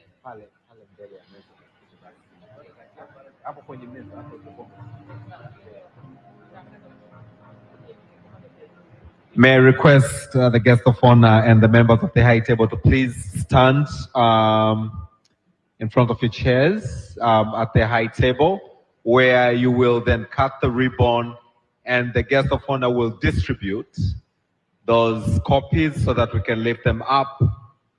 We shall all clap our hands and the fanfare will follow, and that will mark the launch of the ECD Service Delivery Job Aid. Please, as we shall be doing the exhibition outside, when you visit the packed booth, you will be able to get your own copy. She's cutting now, ladies and gentlemen. Let's put our hands together as we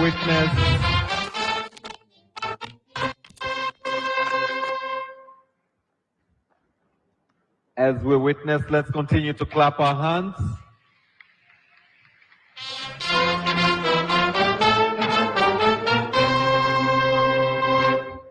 May I request in honor of the guest of honor, all of us to please be standing. Can we all please stand up? Can we all please stand up? Levina, if you can stand on the other side of the table. Madam Levina, if you can stand on the other side of the table. The other side, okay. Do we all have copies on the high table?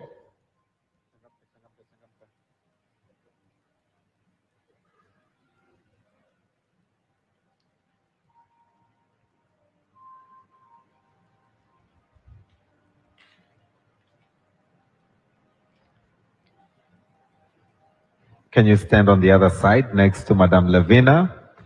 Now we are going to lift them up as the sign of the launch led by the guest of honor, and we all clap our hands so loud as we all are witnessing that. Guest of honor.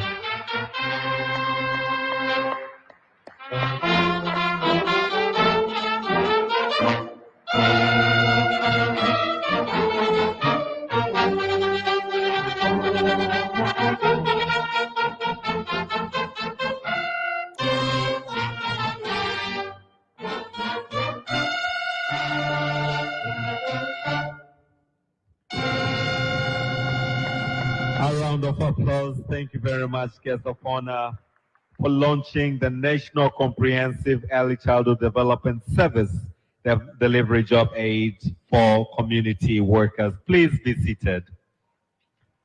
Tunashukuru sana Mheshimiwa mgeni rasmi kwa kutuheshimisha na zoezi hilo. Honorable guest of honor, distinguished delegates, ladies and gentlemen, next on the agenda will be the entertainment. One will be performances by our children, to be followed by the African lioness Zuhura, who will also give us a performance. Then the deputy minister will come and make a remark, which will lead towards inviting the guest of honor for key remarks. Naomba sasa watoto wetu, mmetuandalia wimbo mzuri. Naomba sasa mje kwa ajili ya burudani mliotuandalia. Watoto wetu, karibuni.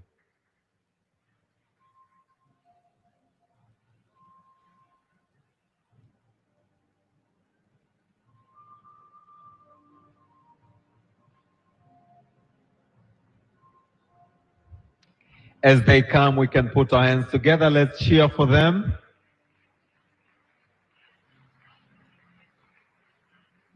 So for those coming from outside Tanzania, these young students have traveled all the way from Dodoma, the capital city, to be with us today on this very important Congress, which is looking on to, of course, children affairs.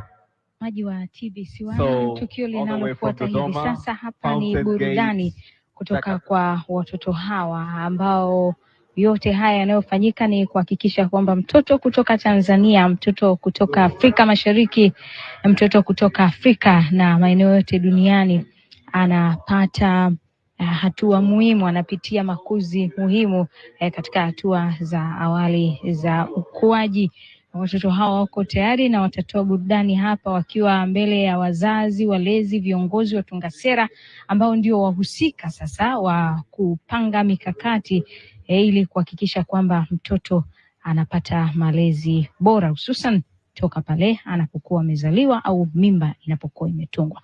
Tuwasikilize hivi sasa, ni matangazo mbashara kutoka Kituo cha Mikutano cha Kimataifa Julius Nyerere jijini Dar es Salaam.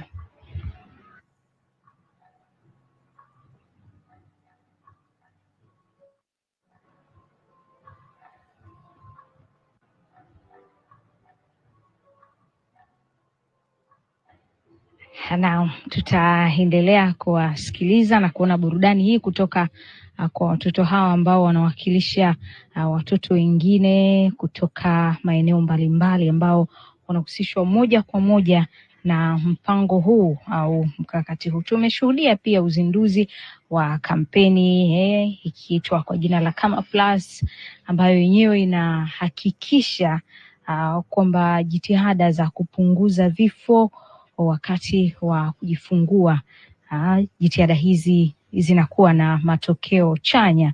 Mama atoke salama, lakini pia mtoto atoke salama. Na pia tumeona jarida hicho au kitabu kuhusu elimu jumuishi ya malezi, makuzi na maendeleo ya awali ya mtoto. Na tukio hili linahudhuriwa na washiriki kutoka nchi wanachama wa Jumuiya ya Afrika Mashariki. Tutakumbuka hivi karibuni Somalia nayo rasmi imeingia katika Jumuiya ya Afrika Mashariki. Kwa hiyo tuna nchi 8 katika Jumuiya ya Afrika Mashariki, lakini pia kuna nje ya Jumuiya ya Afrika Mashariki ambao pia wanashiriki katika kongamano hili, na pia kuna taasisi mbalimbali za kitaifa na kimataifa zinazohusika moja kwa moja na masuala ya mtoto. Kuna taasisi zinazojihusisha na masuala ya elimu.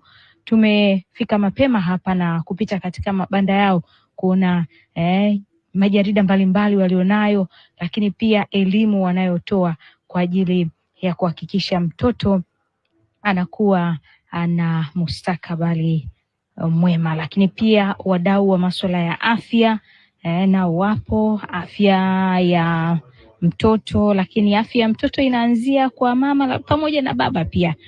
Kwa hiyo wadau wa afya wapo. Kuna wadau wa masuala ya saikolojia, mtoto ni kwa namna gani analelewa au anatakiwa ajengwe, kwa sababu ubongo wake unaanza kujengeka tangu akiwa tumboni mwa mama. Kwa hiyo kuna wa masuala ya saikolojia, kuna masuala ya sanaa, ni kwa namna gani mtoto atajihusisha na masuala ya sanaa, michezo na mengineo mengi, ambapo yote haya ni kuhakikisha mtoto anapitia katika hatua sahihi. Mimi ni Flora Mwano, nashirikiana na Bakari Msuya ambaye naye ameshuhudia mambo mbalimbali yanayoendelea hapa katika ukumbi huu. Na Bakari Msuya.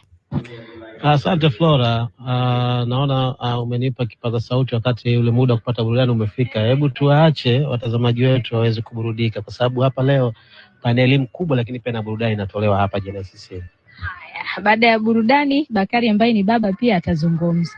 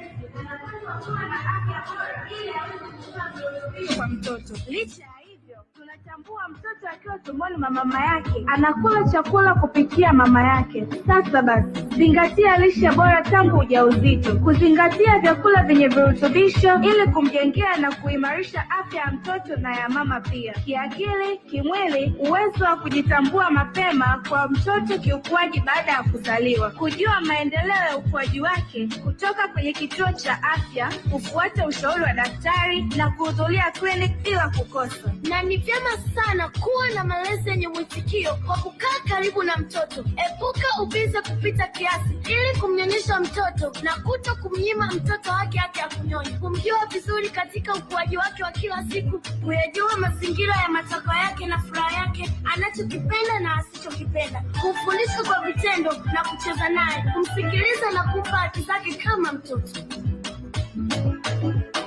Malezi makuzi na maendeleo ya mtoto. Malezi makuzi na maendeleo ya mtoto. Ni wajibu wa mama, wajibu wa baba, ni wajibu wa mama, ni wajibu wa baba. Fursa za ujifunzaji wa awali: kukaa chini, kutambaa, kutembea, kushika vitu na kuvichunguza, uwezo wa kutunza kumbukumbu, kutafuta vitu vilivyojificha au kudondoka. Anakuwa na furaha pindi ya kuonapo mama na anakosa furaha akiwa mbali nawe. Anajifunza kutoa sauti mbalimbali na kuyarudia maneno unayoyasema. Anaanza kutamka maneno dada au mama japo hayajui maana yake. Sasa basi, wewe mlezi, jitahidi sana kuwa na muda mwingi na mtoto mnapokuwa pamoja na kumweleza mazingira yanayomzunguka. Lakini pia ulinzi na usalama kwa watoto, lazima tutengeneze mikakati mbalimbali kwa ajili ya kumlinda dhidi ya ukatili. Ukatili wa kingono, ukatili wa kijinsia, ukatili wa kudhalilishwa, ukatili wa kunyimwa uhuru, ukatili wa kunyimwa elimu, ukatili wa kusikilizwa, ukatili wa kisaikolojia, kutengwa kwa sababu fulani, kunyimwa chakula au malazi, kukosa upendo wa walezi au kutengwa na jamii. Malezi makuzi na maendeleo ya mtoto. Malezi makuzi na maendeleo ya mtoto. Ni wajibu wa mama, wajibu wa baba, ni wajibu wa mama, ni wajibu wa baba. Excellency, the guest of honor, the President of the United Republic of Tanzania, Mama Samia Suluhu Hassan, you are indeed our mother and the brave mother of this nation. These children are the presidents of the future. These children are the ministers, judges, professors, colonels, and parliamentarians to lead our nation, protect and defend it. Dear Madam President, with sincere hearts and willingness, we ask to support these organizations and relevant institutions. We believe in cooperation with you and us, we can build our nation of tomorrow warriors. Dear Madam President, we love you so much. Mwah.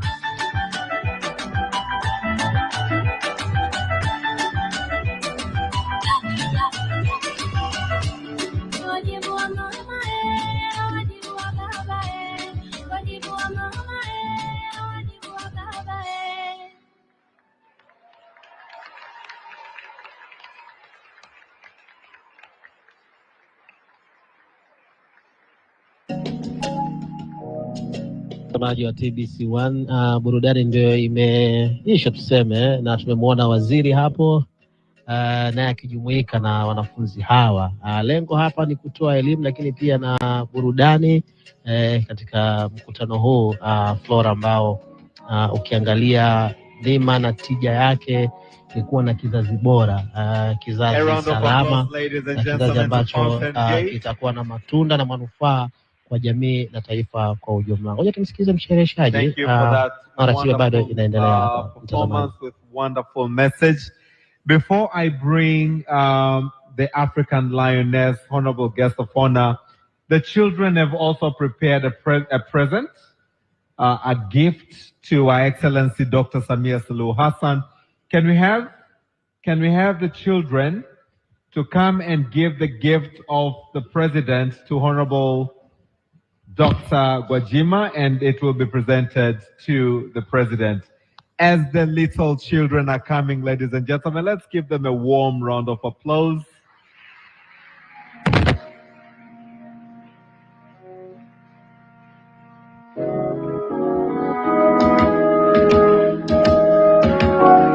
A round of applause, a big round of applause. Mgeni wetu rasmi, labda ni kuombe ushuke uipokee zawadi hiyo. Simameni hapo hapo watoto wazuri. Geukeni huku. Geukeni huku. Vema sana. Karibu mheshimiwa mgeni rasmi. Ukaipokee picha hiyo. Ukaipokee picha hiyo. Simameni hapo hapo malaika wangu. Ukaipokee picha hiyo, ni zawadi kwake mheshimiwa rais wetu. Na basi tukuombe kwa niaba ya sauti za watoto hao uweze kumfikishia mheshimiwa rais. A round of applause, ladies and gentlemen. In very simple words and in children's voices, they are saying they are appreciative of all the efforts, of all the love, of all the concerns we have.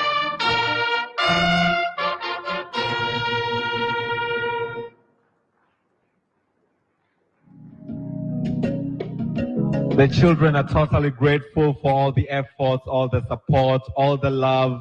And this is a little token of appreciation to the president, but it's to all of us present here as we discuss agenda towards advancing human capital along the life course, starting as early as their ages. A bigger round of applause, ladies and gentlemen, once again.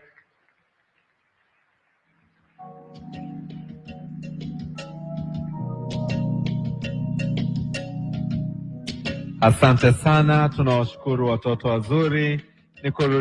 Nikuombe sasa mheshimiwa mgeni rasmi urudi kwenye meza pamoja na meza kuu. Ninapomkaribisha Dr. Irene. Zawadi hiyo ya picha ambayo waziri Dr. Dorothy Gwajima amepokea na ataifikisha kwa Rais Dr. Samia Suluhu Hassan. Picha hii imebeba uhalisia. Imesanifiwa lakini imebeba uhalisia wa maisha halisi ya Rais Dr. Samia Suluhu Hassan pale anapokutana na watoto. Watu tunamshuhudia katika matukio mbalimbali akinyanyua watoto, akizungumza. Ameshawahi hata kumpisha mtoto kwenye kiti pale akamweka akaketi. Mtoto ambaye aliwahi kuzungumza kwamba anatamani kukutana na rais. Kwa hiyo alipokutana naye akamweka kwenye kiti. Lakini amekuwa pia mlezi, ni mama, lakini amekuwa akigusa maisha ya mtoto mmoja mmoja katika jamii, wengine akiwasaidia kwenye masuala ya matibabu na mengineyo mengi. Ni picha nzuri na ya kuvutia.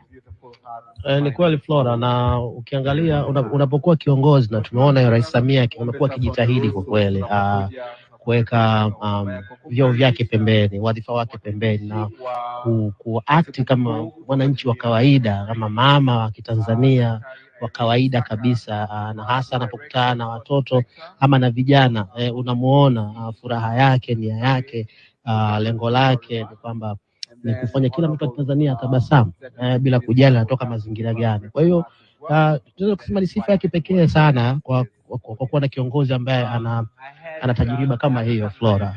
Na anaona picha hiyo ya kuchora, unamuona Samia ana tabasamu.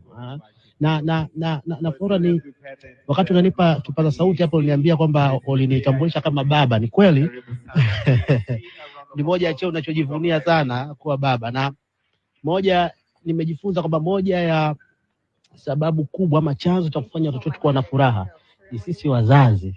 baba awe mama, basi kuonyesha furaha kwa watoto wetu. Tusikilize kinachoendelea katika mkutano huu, mtazamaji. Wa huduma za jamii Jumuiya ya Afrika Mashariki na kumwakilisha katibu mkuu ambaye angependa kuwepo hapa leo, lakini kutokana na mwingiliano wa ratiba ameniomba nimwakilishe na nisome hotuba yake kwa niaba yake. Honorable Guest of Honor, Dr. Dorothy Gwajima, Minister of Community Development, Gender, Women and Special Groups of the United Republic of Tanzania, representing Her Excellency Dr. Samia Suluhu Hassan, the President of United Republic of Tanzania, all distinguished guests, all protocol observed. A very good afternoon. First, I thank our Almighty God for granting us good health and enable us meeting here today. On behalf of the leadership of East African Community, I thank the United Republic of Tanzania for hosting this important conference, for the warm hospitality accorded to all partner states delegates since their arrival in this beautiful city of Dar es Salaam. It is with great pleasure that I welcome you all to East African Community, to this pivotal Eastern Africa Regional Early Childhood Conference. We are gathered here today in this beautiful convention center to deliver on a theme that is not only close to our well-being, but also critical to our future, investing in early childhood, building human capital along the life course. Excellencies, ladies and gentlemen, the early years of child's health are fundamental of importance. They are the foundation upon which the rest of child's development is built. As EAC, we recognize that early childhood development is not just a social, educational issue, but also critical economic investment. Researchers show that for every $1 US spent on early childhood development interventions, the return on investment can be as high as $13. This is an investment with great return for our future, for the productivity of our children, and in building strong foundation for the region. Honorable Guest of Honor, EAC partner states, as mandated by Article 120C of the treaty that established the East African Community, have committed to cooperate closely in the field of social welfare, with a particular focus on children. This cooperation aims at enhancing children's well-being through various means, such as provision of quality healthcare, education, and social protection. To that end, the EAC has developed a child policy that provides functional and regional framework to facilitate the development, coordination, and strengthening of partner states towards realizing children's rights and well-being. I therefore commend the partner states for focused implementation of various initiatives to respond to the needs of children in their formative years. Partner states, as they will be presenting throughout this conference, have instituted various programs on maternal, child care, immunization, nutrition, support, and protection. Your Excellencies, ladies and gentlemen, however, despite overwhelming evidence of the importance of investing in quality health childhood programs, this sector remains under-prioritized in our region. Data indicates that 32.6% of children under 5 in Eastern Africa are stunted, a clear sign of an urgent need of action. We must address the challenges that children and youth face, including extreme poverty, gender inequalities, violence, neglect, and abandonment. In response to these challenges, the EAC has made significant strides promoting the life and well-being of children and young people. The fourth meeting of Sectoral Council on Gender, Youth, Children, Social Protection and Community Development, held in May 2018, developed and adopted minimum standards for comprehensive services for children, young people in the East African community. These initiatives, spurred by East African Child Policy, established an integrated approach to providing quality education, health, social protection, and aims to ensure the well-being of our region's children and young people.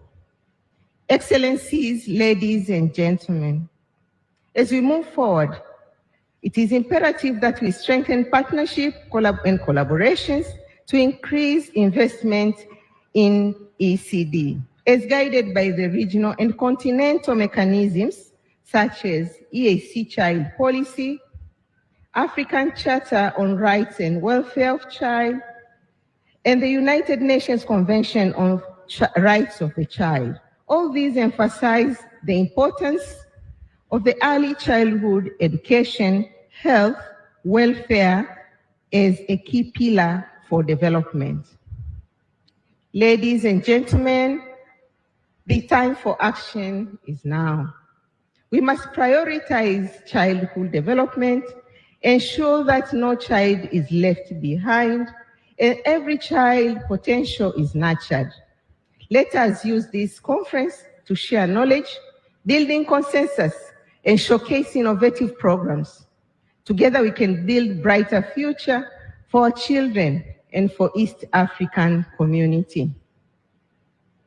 Honorable guest of honor, as I conclude, I would like to thank the organizing committee, my colleagues at the EAC, the sponsors, and the support we received from ministry responsible for community development, gender, women and special group, your ministry, honorable guest of honor, both at the mainland and Zanzibar. And I wish to reiterate the EAC commitment to supporting the implementation of earlyhood child development in Build Human Capital. With those remarks, I thank you for your kind attention and I wish you productive conference. Asanteni sana na Mungu awabariki sana.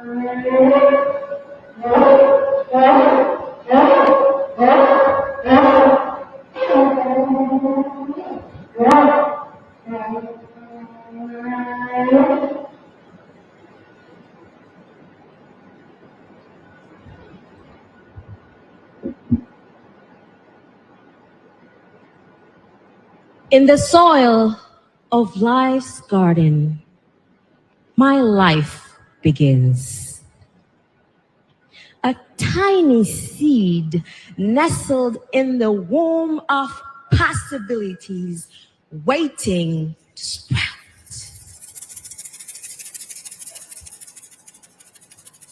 When you talk to me, listen to my movements from deep within.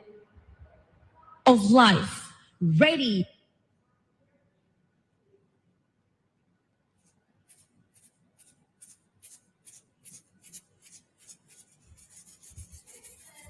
Closely. For when the day comes and the calling calls, I want to emerge a strong African child.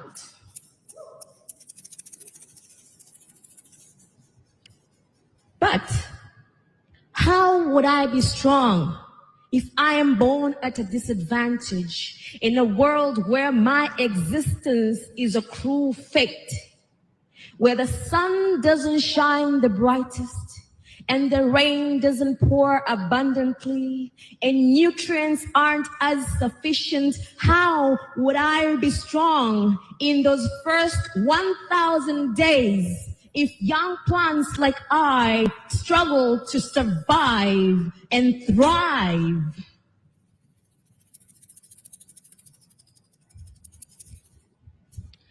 As I take my first steps, I am left to withstand the elements, the scorching flames of violence,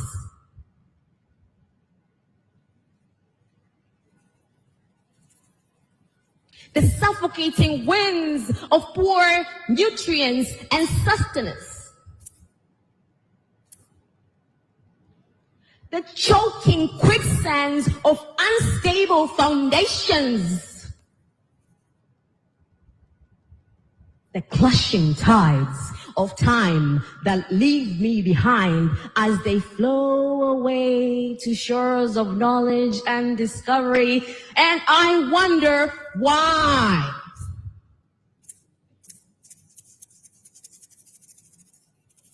Why should my life be a constant fight? Why do I never get to win the race, only cross the finish line? Why am I always the one to cry? Why?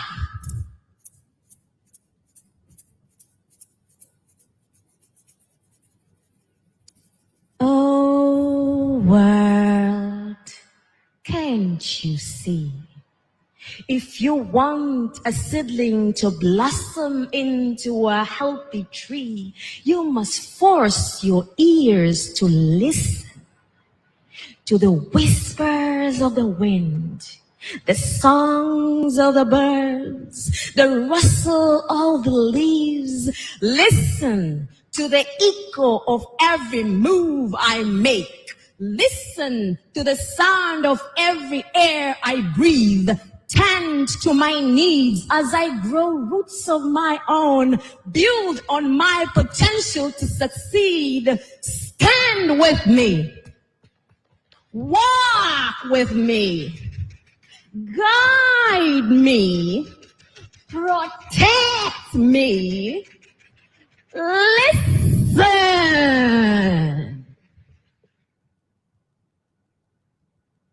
Listen.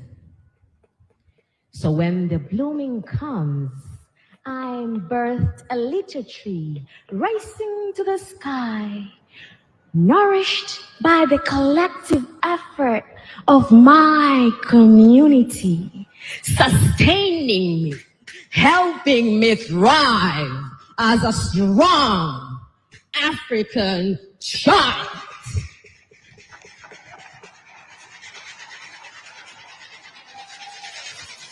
My name is Zuhura Sengenge, the African Lioness, a poet from Tanzania.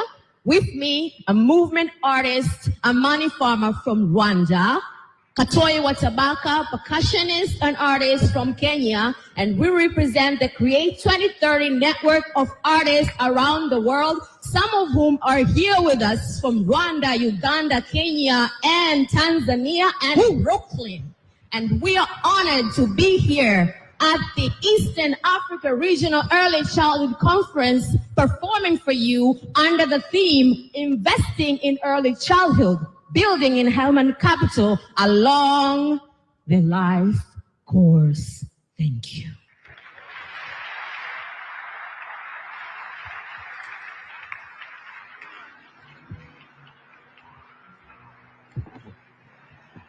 Let those claps keep flowing. Let's clap for her. That's a powerful one.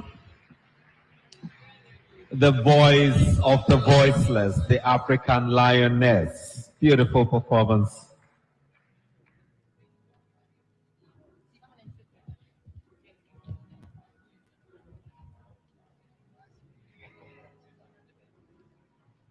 Tunashukuru sana.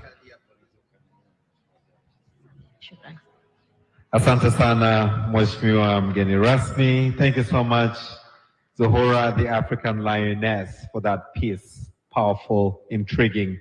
Thank you. Honorable guest of honor, I'm delighted now to invite Honorable Anna Atanas Paul, the Deputy Minister for Community Development, Gender, Elderly, and Children from the Revolutionary Government of Zanzibar, for her remarks, and then she will invite you to speak to all the audiences present and those joining us virtually to what you have prepared for us. As the Deputy Minister comes, ladies and gentlemen, let's give her a big round of applause. Karibu sana, Mheshimiwa Naibu Waziri.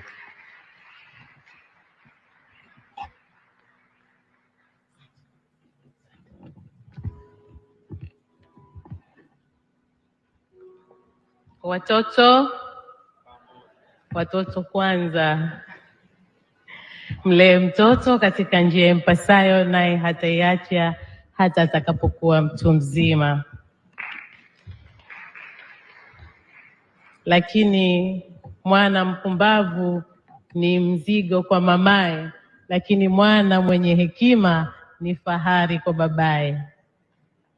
Kwa hiyo mama, ni jukumu letu kuleta wana wenye hekima. Mheshimiwa mgeni rasmi, wageni waalikwa, mabibi na wabwana, natambua na kuheshimu itifaki ya meza kuu. Habari za mchana. Mheshimiwa mgeni rasmi, napenda kuchukua fursa hii kumshukuru Mwenyezi Mungu mwingi wa rehema aliyetuwezesha tukutane leo mahali hapa kwa ajili ya ufunguzi wa mkutano wa kimataifa wa malezi, makuzi na maendeleo ya awali ya mtoto. Naomba kukujulisha mgeni rasmi kuwa washiriki wa mkutano huu muhimu unajumuisha wageni kutoka nje ya nchi ya Tanzania, takribani wageni 550, na kutoka nchi za ukanda wa Afrika Mashariki, Afrika na sehemu nyingine za dunia, na sisi wenyeji Tanzania tupo zaidi ya watu 500. Mheshimiwa mgeni rasmi, mkutano huu unafunguliwa leo tarehe 11 na kuhitimishwa tarehe 14 Machi mwaka 2024. Japo baadhi ya washiriki wameanza kufanya mikutano ya pembeni, side events, tangu tarehe 10 Machi hapa katika ukumbi wa Mwalimu Nyerere. Maandalizi ya mkutano huu yalianza mapema Oktoba mwaka 2023, ambapo iliundwa kamati kuu ya maandalizi ya kitaifa ikijumuisha wadau wa ndani kwa uratibu wa wizara yenye dhamana ya watoto, maendeleo ya watoto, ya jamii, jinsia, wanawake na makundi maalum, kwa kushirikiana na mtandao wa malezi, makuzi na maendeleo ya awali ya mtoto TECDEN. Aidha, mgeni rasmi, maandalizi hayo yalijumuisha wenzetu wa upande wa Kenya kupitia mtandao wa Afrika wa malezi, makuzi na maendeleo ya awali ya mtoto, yaani Africa Early Childhood Network. Napenda kuchukua fursa hii adhimu kuwashukuru wadau wote walioshiriki na kufanikisha maandalizi ya mkutano huu. Hongereni sana. Mheshimiwa mgeni rasmi, nimepewa jukumu moja tu kubwa la kukaribisha ili uweze kuzungumza na hadhara hii hapa leo. Naomba kukaribisha ili uzungumze na washiriki wa mkutano wa kimataifa kuhusu malezi, makuzi na maendeleo ya awali ya mtoto. Mheshimiwa mgeni rasmi, nakushukuru sana kwa nafasi hii, na washiriki wote wapo tayari kwa ajili ya kukusikiliza. Mheshimiwa mgeni rasmi, karibu sana.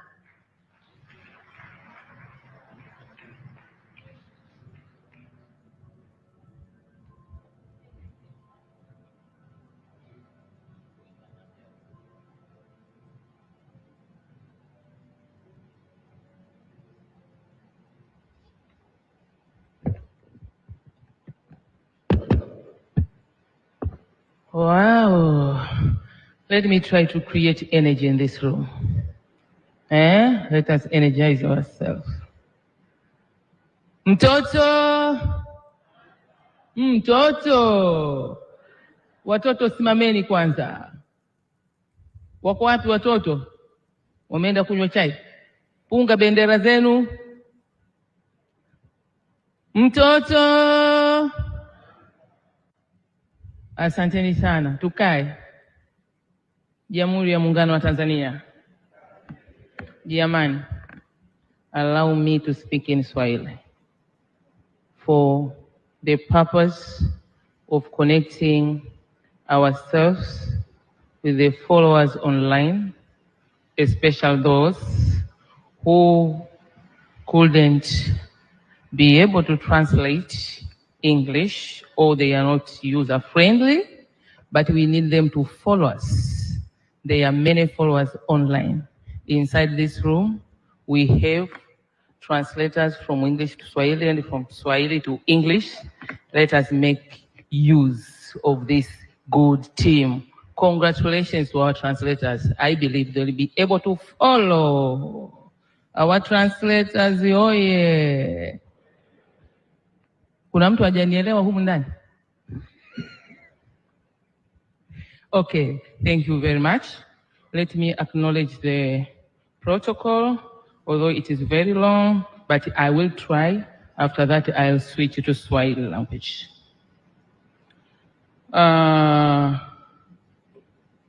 Waheshimiwa mawaziri wote, all ministers present with us today. Honorable Susan N. Mateke, Waziri wa Nchi anayeshughulikia watoto na vijana Uganda, would you please wave for the audience to see you? Where is Honorable Mateke? Yupo hapa na sisi? Minister from Uganda. Honorable Aya Benjamin Warile, Minister of Gender, South Sudan. Thank you very much. Honorable Albert Chalamila, Regional Commissioner for Dar es Salaam. Thank you very much. Honorable Anna Atanas, Deputy Ministers of the Twin Ministry in Zanzibar, Island of Zanzibar. Thank you very much.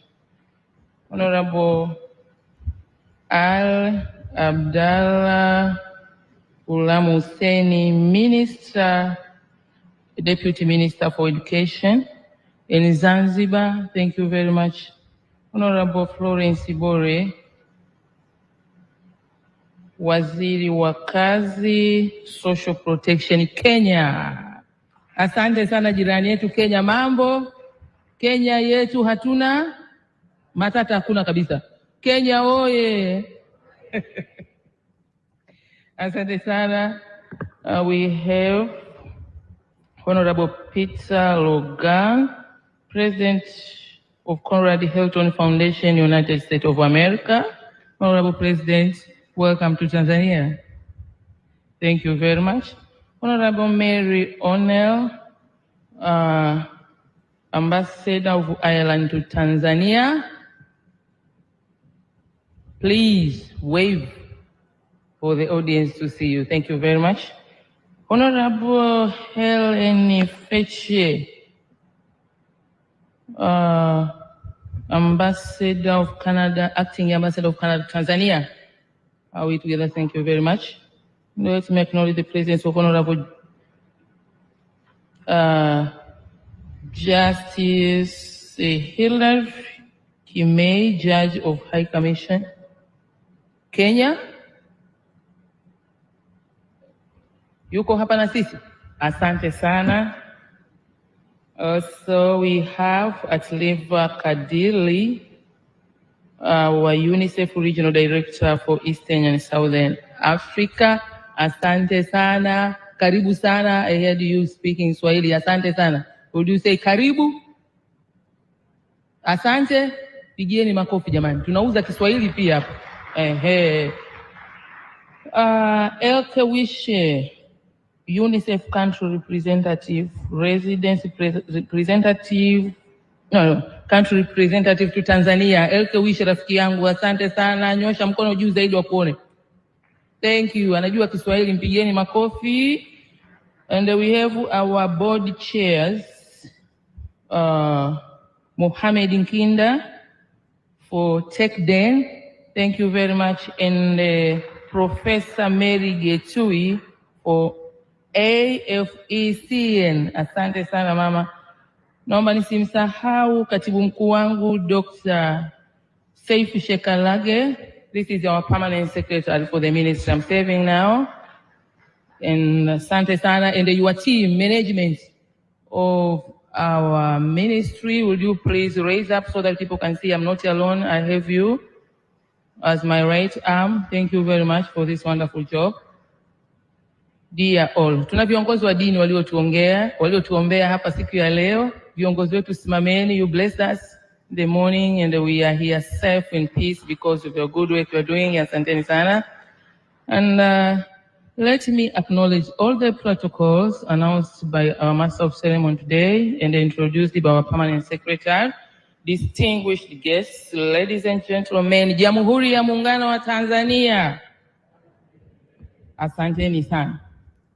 Baada ya kuwatambua wageni wetu, sasa naomba na mimi nijitambulishe. My name is Dr. Dorothy Gwajima, Member of Parliament, Minister of Gender in Tanzania.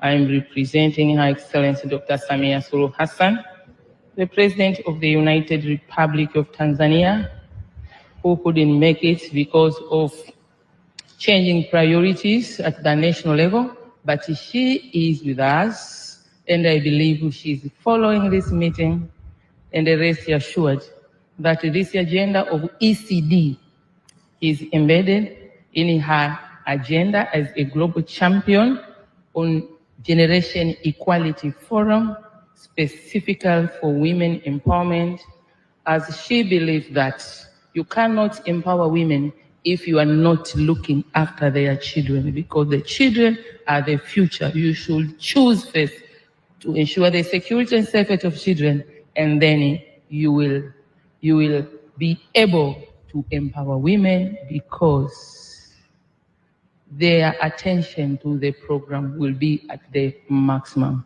Tumpigie makofi Rais Samia Suluhu Hassan. Mwisho wa kuongea Kiingereza, sasa naanza Kiswahili. Wangapi wananifuatilia? Mmenielewa? Wangapi wamenielewa? Piga makofi kwangu tafadhali.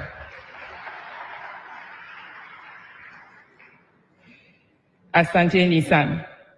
Sasa tuungane na Watanzania wote wanaofuatilia programu hii ambao hawana wakalimani waweze kuungana nasi na kupata mawili matatu, kwamba serikali ya Jamhuri ya Muungano wa Tanzania na washirika wake wote wa nchi za Umoja wa Afrika Mashariki na Afrika kwa ujumla wanaangalia maslahi ya watoto wao kama taifa la kesho, na kwamba Daktari Samia Suluhu Hassan, Rais wa Jamhuri ya Muungano wa Tanzania, ni kinara eneo hili, wasiwe na mashaka, na anaungana na nchi zote za ulimwengu, Afrika na Afrika Mashariki, kuhakikisha watoto wa Afrika wanasimama imara wakiwa na afya njema, akili njema, furaha, amani na upendo, kama Zuhura alivyoimba hapa na kama watoto wa Fountain Gate Dodoma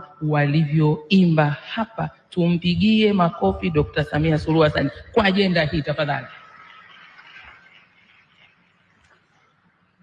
Awali ya yote, namshukuru Mungu aliyetuwezesha kukutana leo hapa jijini Dar es Salaam kwa ajili ya ufunguzi wa mkutano wa kimataifa kuhusu malezi, makuzi na maendeleo ya awali ya mtoto kwa mwaka 2024.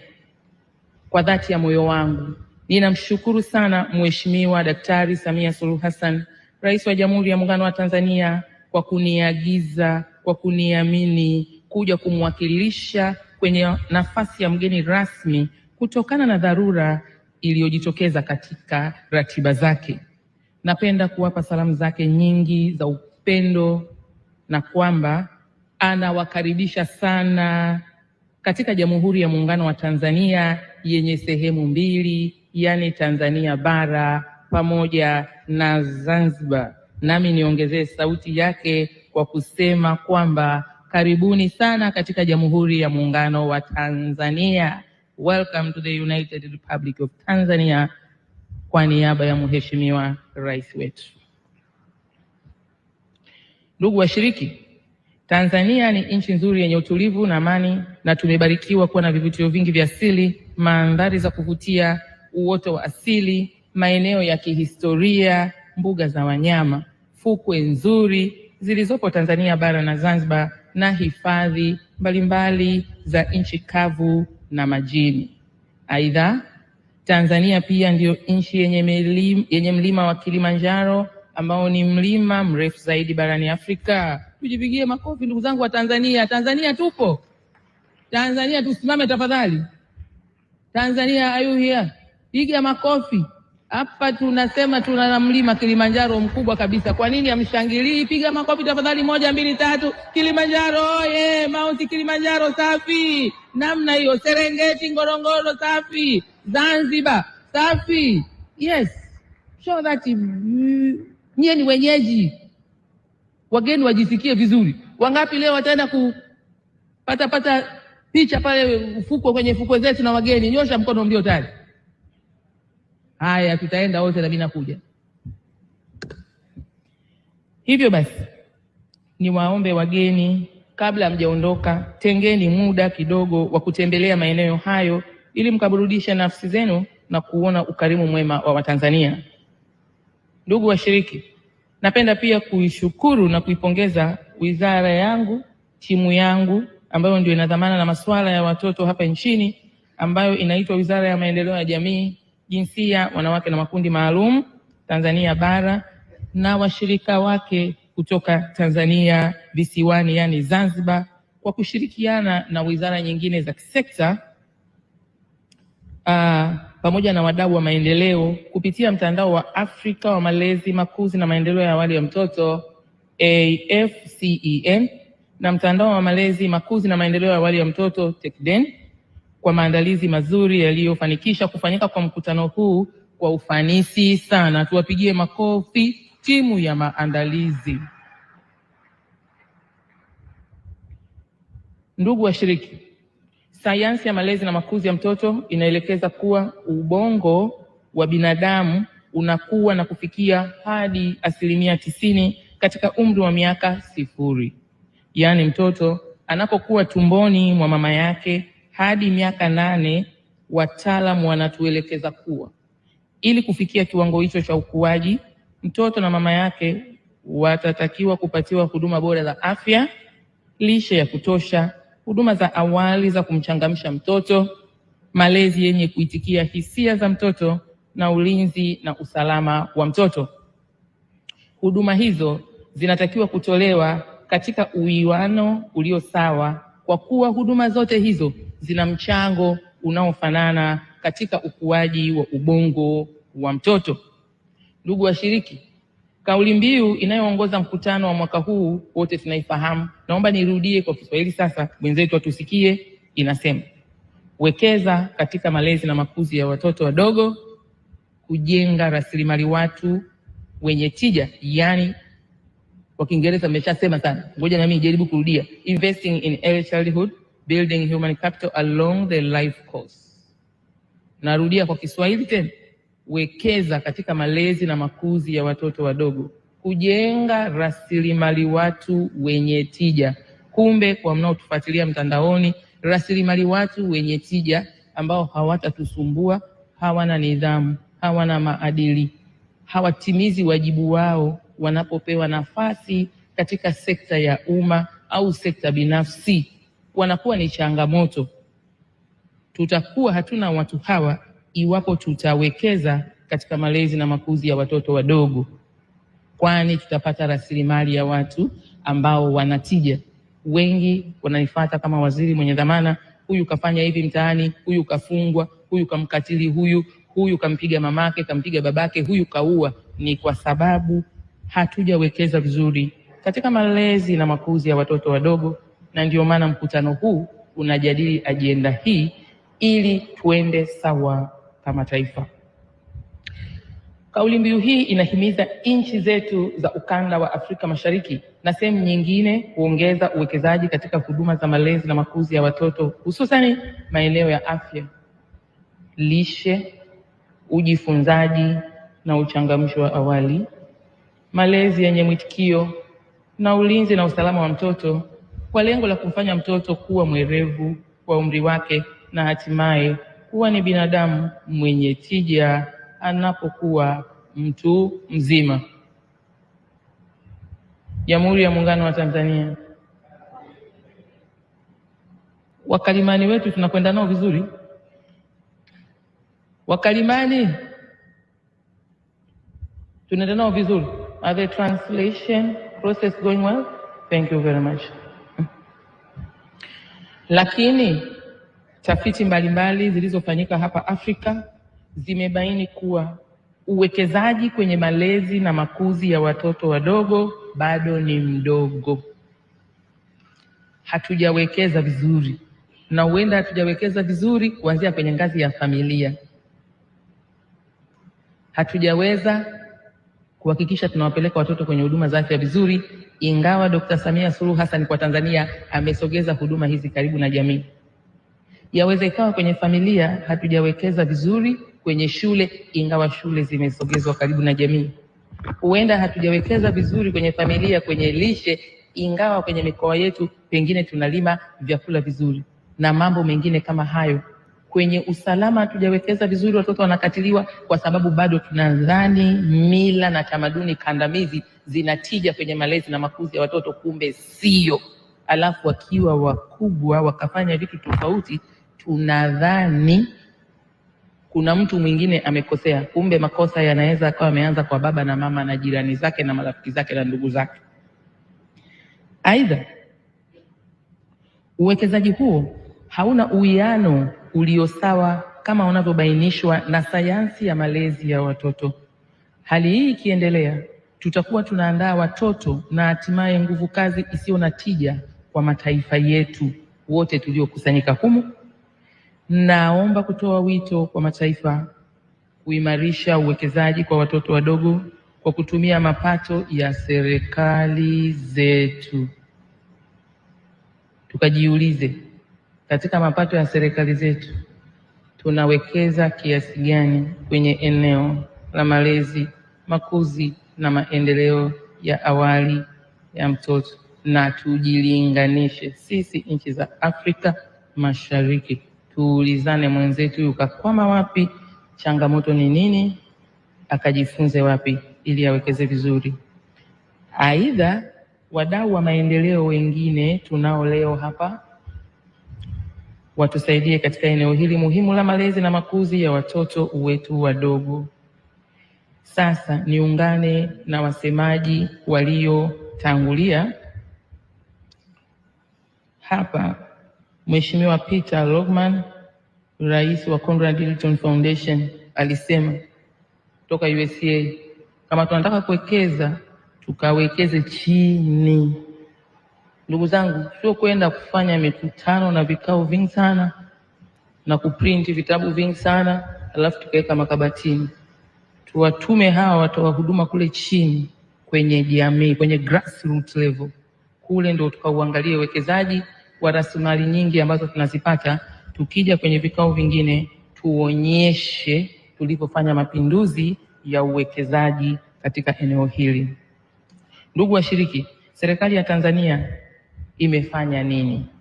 Serikali ya Tanzania chini ya uongozi wa Dr. Samia Suluhu Hassan, Rais wa Jamhuri ya Muungano wa Tanzania awamu ya 6, imeandaa na inatekeleza program jumuishi ya taifa ya malezi, makuzi na maendeleo ya awali ya mtoto ya miaka 5,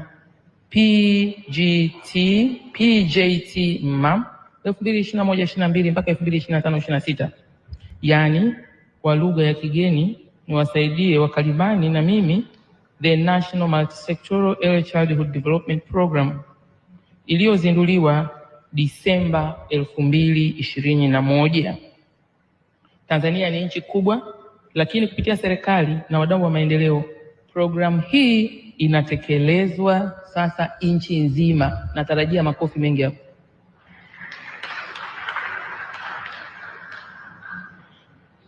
Aidha, katika kuonyesha utashi wa utekelezaji wa programu hii kwa mwaka ujao, mwaka wa fedha 2024/25, serikali ya Tanzania imeelekeza mikoa na halmashauri zote kutenga fedha katika bajeti zake ili kutekeleza afua au interventions za malezi na makuzi ya watoto. Na si leo tutapata fursa kujifunza kwa wenzetu kama wamefika level hiyo ya nchi nzima kutekeleza na mikoa yote na bajeti kutengwa kuanzia kwenye ngazi ya chini kabisa ya utengaji bajeti. Katika kipindi cha miaka miwili ya utekelezaji hapa nchini Tanzania kuhusu programu hii tumefanikiwa, naweza kusema kwa kiwango kikubwa. Piga makofi tafadhali. Penye mafanikio tutaombana tu makofi. Makofi lazima tuyapige kwa sababu tumefanikiwa. Rudia tena tafadhali. Maana nimeambiwa mtaalamu kutoka Tanzania atawasilisha mada kuhusu uratibu na utekelezaji wa programu hiyo. Hivyo atafafanua kwa kina kuhusu utekelezaji huo tumefanya nini, na kwenye side meetings zetu tutayaongea kwa kina. Kisha tutatoa taarifa kwa umma kuonyesha jinsi gani programu hii iliyozinduliwa na Dr. Samia Suluhu Hassan imefanikiwa kuanzia mwaka huu 2021 Disemba. Nichukue fursa hii kuyapongeza na kuyashukuru mashirika ya umma ya Umoja wa Mataifa kuanzia UNICEF, makofi kwao, WHO, makofi kwao, UNESCO, makofi kwao, UN Women, makofi kwao, na UNFPA, makofi kwao. Pia mashirika ya kimataifa na kitaifa yasiyo ya kiserikali tuwapigie makofi. Mashirika ya dini na wadau wengine wote tuwapigie makofi kwa ushirikiano mkubwa wanaoendelea kutoa katika kuchangia utekelezaji wa afua za malezi, makuzi na maendeleo ya awali ya mtoto.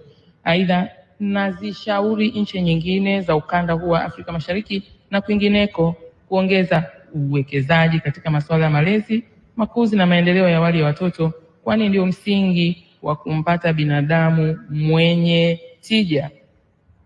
Ndugu washiriki, nafahamu kuwa mkutano huu umejumuisha wataalamu waliobobea katika masuala ya malezi, makuzi na maendeleo ya awali ya mtoto. Ndani ya siku 4 za uendeshaji mkutano huu, mkazo utafanyika katika kujengeana uelewa na mbinu za namna nzuri ya kutekeleza afua za malezi, makuzi na maendeleo ya awali ya watoto kwa nchi zetu. Ukubwa wa mkutano huu ni ishara kwamba nchi zetu za Afrika Mashariki na Afrika kwa ujumla tumetambua umuhimu katika kuwekeza na kuimarisha malezi ya watoto wadogo. Tujipe moyo kwa makofi, maana tumetambua na tutakwenda vizuri. Nasema hivyo kwa sababu hapo awali msisitizo mkubwa ulikuwa kuandikisha watoto katika shule za msingi bila kujali msingi ambao ni watoto chini ya miaka 5.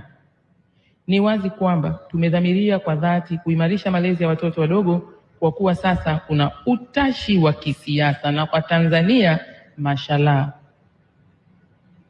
mwanasiasa namba 1 ambaye ni Rais wa Jamhuri ya Muungano wa Tanzania Dr. Samia Suluhu Hassan ameweka mguu hapa katika hili eneo, amelibeba yeye mwenyewe. Makofi kwake tafadhali.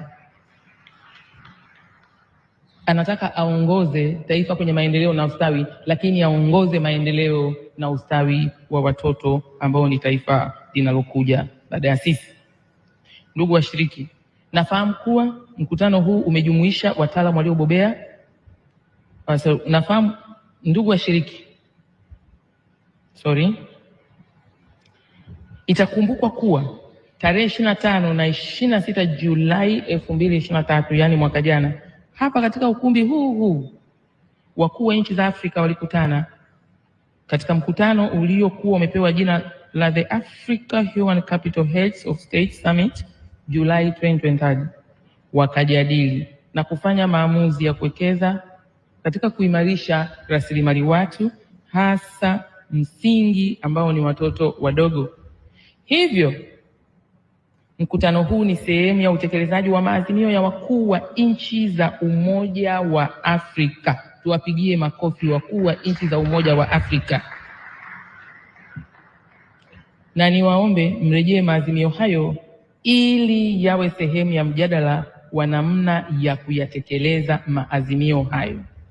Na kwa kuwa nimeambiwa mimi ni mwenyekiti wa baadhi ya vikao vikubwa hapa, kweli wanapenda kwenda critically azimio kwa azimio, tuone tuliambiwa nini, tumefanya nini, nani kasogea mbele, nani bado hajaanza, nani yuko katikati, na wengine ambao hajaanza waendeje kwa kuiga mifano ya waliotangulia.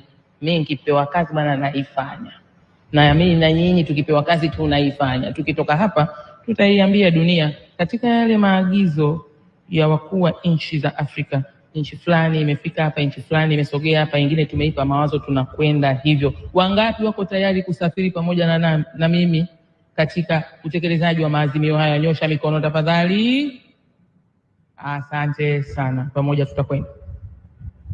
Ndugu washiriki, katika kuimarisha huduma za malezi, makuzi na maendeleo ya mtoto katika Afrika Mashariki na Afrika, jitihada mbalimbali zinafanyika zikiwemo kuhamasisha na kufanya ushawishi kwa watoa maamuzi na watunga sera ili masuala ya malezi, makuzi na maendeleo ya mtoto yapewe kipaumbele.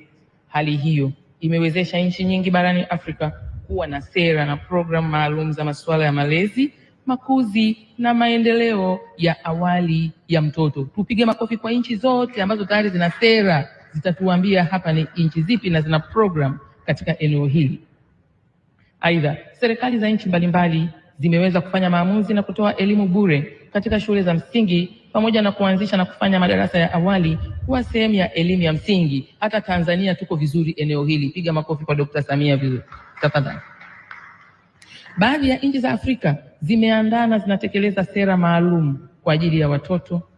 Mwaka 2015 Jumuiya ya Nchi za Afrika Mashariki iliandaa sera ya mtoto inayotekelezwa kwa pamoja na nchi za Afrika Mashariki, ambayo pamoja na mambo mengine inaelekeza kuimarishwa kwa huduma za malezi, makuzi na maendeleo ya awali ya mtoto. Nataka kusema kwamba kumbe katika masuala ya kisera tuko vizuri. Sasa ni kuziangalia program zetu kwa uzoefu tunaoupata hapa, twende mbele baada ya kubadilishana uzoefu huo. Hali hiyo pia imeongeza wigo wa upatikanaji wa huduma za malezi, makuzi na maendeleo ya awali ya mtoto, hasa wale wanaoishi katika maeneo ambayo hakuna huduma ya vituo vya kulelea watoto wadogo mchana. Ndugu washiriki, kabla sijamaliza hotuba yangu, napenda kutoa wito kwa washiriki wote kujadili na kuja na mbinu bora zaidi za kuimarisha afua za malezi na makuzi ya watoto kwa kuzingatia mila na tamaduni zetu nzuri. Nasisitiza mila nzuri, kwani nyingine ni mila zenye madhara kwa watoto. Mfano, mila yenye madhara kwa watoto ni hii ya ukeketaji. Ni mojawapo ya mila ambazo zina madhara kwa watoto, female genital mutilation. Hatupendi kuona watoto wetu wanafanywa vitendo hivyo ambavyo vina madhara kwao. Aidha, malezi na makuzi ya watoto kwa sasa yanaathiriwa na changamoto mbalimbali zikiwemo migogoro ya familia ambayo waathirika wakubwa ni watoto. Wazazi na walezi hawana muda wa kulea watoto wao kwa kuwa eti wako busy zaidi na shughuli nyingine na kuacha watoto wanajilea au kulelewa na watu wengine. Tunahitaji kutafakari na kuchukua hatua. Hivi ni baadhi tu ya vikwazo katika malezi ya watoto wetu. Tukitoka hapa tuone nani ana nafuu. Nafuu hiyo aliipataje? Ndiyo, tuko kwenye ulimwengu wa kiuchumi sana, na uchumi wenyewe una changamoto maeneo mengi, lakini hatuwezi kuongeza changamoto ya watoto. Tujue tunajibuje changamoto hii ya walezi, wazazi kwenda kuhangaika na uchumi, lakini watoto hawa wanakuwa kwenye mikono salama ya namna gani, ili tukimaliza kikao hiki tuwaeleze wenzetu tunaowawakilisha Tanzania na nje ya Tanzania, Afrika Mashariki na nje ya Afrika Mashariki. Tumeazimia tutafanya hivi kuwasaidia wazazi na walezi ambao kweli wako kwenye shughuli mbalimbali, zingine kazi za usiku, mwenye arudi amechoka, lakini lazima watoto wetu wapate majibu, watalelewa namna gani kipindi hicho. Lakini lazima mzazi pia atenge muda wa kukaa na mtoto wake. Program tunazozifanya lazima tupeleke mawazo ya programming at the family level.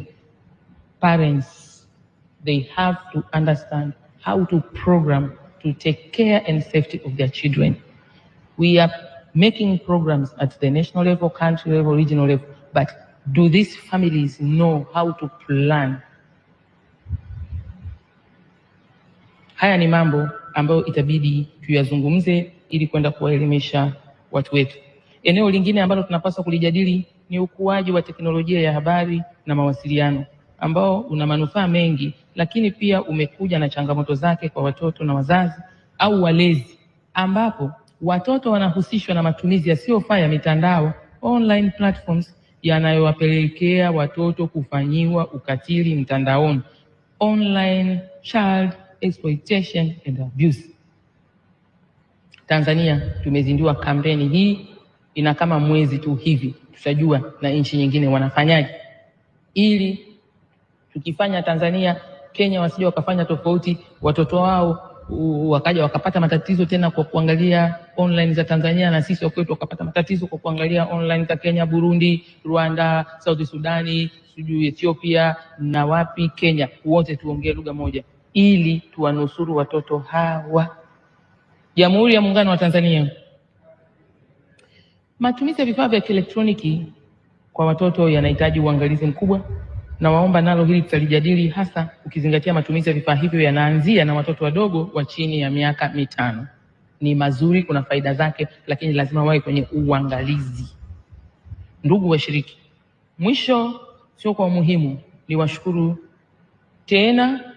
sana mtandao wa malezi na makuzi ya watoto wa Afrika, yani Africa ECD Network, kwa kushirikiana na mtandao wa malezi na makuzi ya watoto Tanzania TECDEN, mashirika yote ya kitaifa na kimataifa, kwa uratibu, kwa ushirikiano na wizara zenye dhamana ya watoto na maendeleo ya jamii, jinsia, wanawake na makundi maalum, ambapo kwa pamoja wameweza kufanikisha mkutano huu uliofana sana. Makofi kwao. Niwapongeze sana kamati ya maandalizi ngazi ya taifa kuhusu mkutano huu, National Organizing Committee. Nanyi tunawapigia makofi mengi sana. Hakika mkutano umefana sana. Niwashukuru sana washirika wote mliosafiri toka mbali kuja kuhudhuria mkutano huu. Mmeacha mambo mengi mkaamua muone umuhimu wa kuja kwenye mkutano huu. Asanteni sana waheshimiwa mawaziri wote mliotoka nchi mbalimbali kuja kuungana nasi hapa siku ya leo. Mna mambo mengi mawaziri, lakini mkaona uwaziri wako kwenye eneo hili hautakuwa na tija kama una taifa linalojengwa chini ambalo hatujawekeza kwenye malezi na makuzi. Asanteni wageni wetu kutoka Afrika yote na kutoka dunia yote mlioweza kufika hapa. Tunajua mna mambo mengi sana mmeacha. Kuja kwenu hapa inaonyesha roho ya ulezi ndani yenu, roho ya umama na ubaba, na mko concerned, mnajali kizazi kinachokuja kiwe bora zaidi. Kazi yenu hii haitaenda bure kwa kuja kwenu kwenye mkutano huu. Tuwapigie makofi wageni wetu wa dunia yote. Kwenu watoto wetu nawapongeza sana, pamoja na wasanii wote mliotoa burudani hapa. Mmepeleka ujumbe mkubwa wa mkutano huu kwa namna ambayo ni nyepesi kusikilizwa na kufuatiliwa. Nyinyi kama watoto mlio chini ya miaka 18, mjue sisi wote hapa ambao tumefikia umri umeenda, roho zetu zinalia kwa ajili yenu. Tuwawekeeje mazingira mazuri mje kuwa taifa bora zaidi, baba bora, mama bora kwenye nyakati zenu, na hiyo inahitaji mazingira mazuri katika safari yenu ya malezi na makuzi na maendeleo. Napenda kumalizia kwa kurudia tena kuwakaribisha Tanzania na kuwaomba mtenge muda mfupi tu kabla ya kuondoka, mkafurahia ukarimu wetu wa Tanzania na muwe sehemu ya utalii kupitia mkutano huu. Naamini hamtajutia, mtapumzika, you will relax. Please tour a bit in Tanzania. Jamhuri ya Muungano wa Tanzania. Baada ya maelezo hayo, napenda kutamka sasa kwamba nawapongeza kwa uzinduzi wa hizi program ambazo tumezizindua kwenda kupambana kupunguza vifo vya wazazi, lakini na mwongozo huu ambao umezinduliwa utakaoenda kuwasaidia watoa huduma kule chini kufanya vizuri kwenye eneo la program hii. Haya ni mambo makubwa ambayo yatachangia kupeleka kasi safari yetu kwenye malezi, makuzi na maendeleo ya watoto. Sasa natamka kwamba mkutano wa kimataifa wa malezi, makuzi na maendeleo ya awali ya mtoto wa nchi za ukanda wa Afrika Mashariki umefunguliwa rasmi. Mtoto Mtoto, Jamhuri ya Muungano wa Tanzania, wageni wetu karibuni sana na Mungu awabariki. Let's give a big round of applause to Honorable Dr. Dorothy Gwajima, our Minister and Guest of Honor.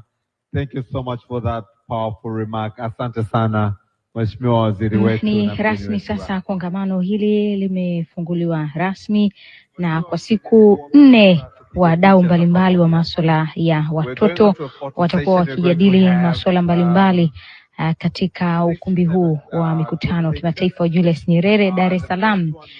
Hotuba ya waziri mwenye dhamana ya maendeleo ya jamii, jinsia, wanawake na makundi maalum, Dr. Dorothy Gwajima, katika Jamhuri ya Muungano wa Tanzania imebeba mengi, imezungumza mengi, lakini kubwa ikionyesha dhamira ya serikali katika utekelezaji wa makubaliano mbalimbali ya kitaifa na kimataifa kuhusu kumlinda mtoto, lakini pia akisisitiza kwamba jitihada hizo hazitafanikiwa ikiwa Tanzania itatembea peke yake. Ndio maana akazungumza kwamba watashirikiana na mataifa mengine kwa makubaliano haya, akitaja Kenya, Uganda na nchi nyingine za Afrika Mashariki, lakini pia hata nje ya Afrika Mashariki na nje ya Afrika, ili kuhakikisha kwamba mtoto analindwa, mtoto anakuzwa vizuri katika hatua za awali, ili baadaye aje kuwa kijana bora, aje kuwa mama bora, baba bora, kiongozi bora, mwanajamii bora ambaye amekuzwa katika misingi ya inayokubalika. Zoezi linalofuata hivi sasa ni picha kabla ya kuhitimishwa kwa awamu hii na kisha kuendelea kwa mikutano ya ndani. Naam, mpenzi mtazamaji, tunatambulisha kwako kituo cha televisheni kupitia mtandaoni kiitwacho Uchumi Television, pesa mkononi. Hiki ni kituo cha aina yake kinachogusa maisha yako kupitia uchumi. Mtazamaji, chochote katika maisha yako kinaguswa na suala la uchumi. Hivyo tutakuwa wa kwanza kukujuza taarifa mbalimbali za elimu, afya, ujasiriamali, ubunifu, uchambuzi na mengineyo mengi kupitia Uchumi TV. Sisi tunasema ukiwa sambamba na Uchumi TV ni sawa na kuwa na pesa mkononi. Uchumi TV, pesa mkononi.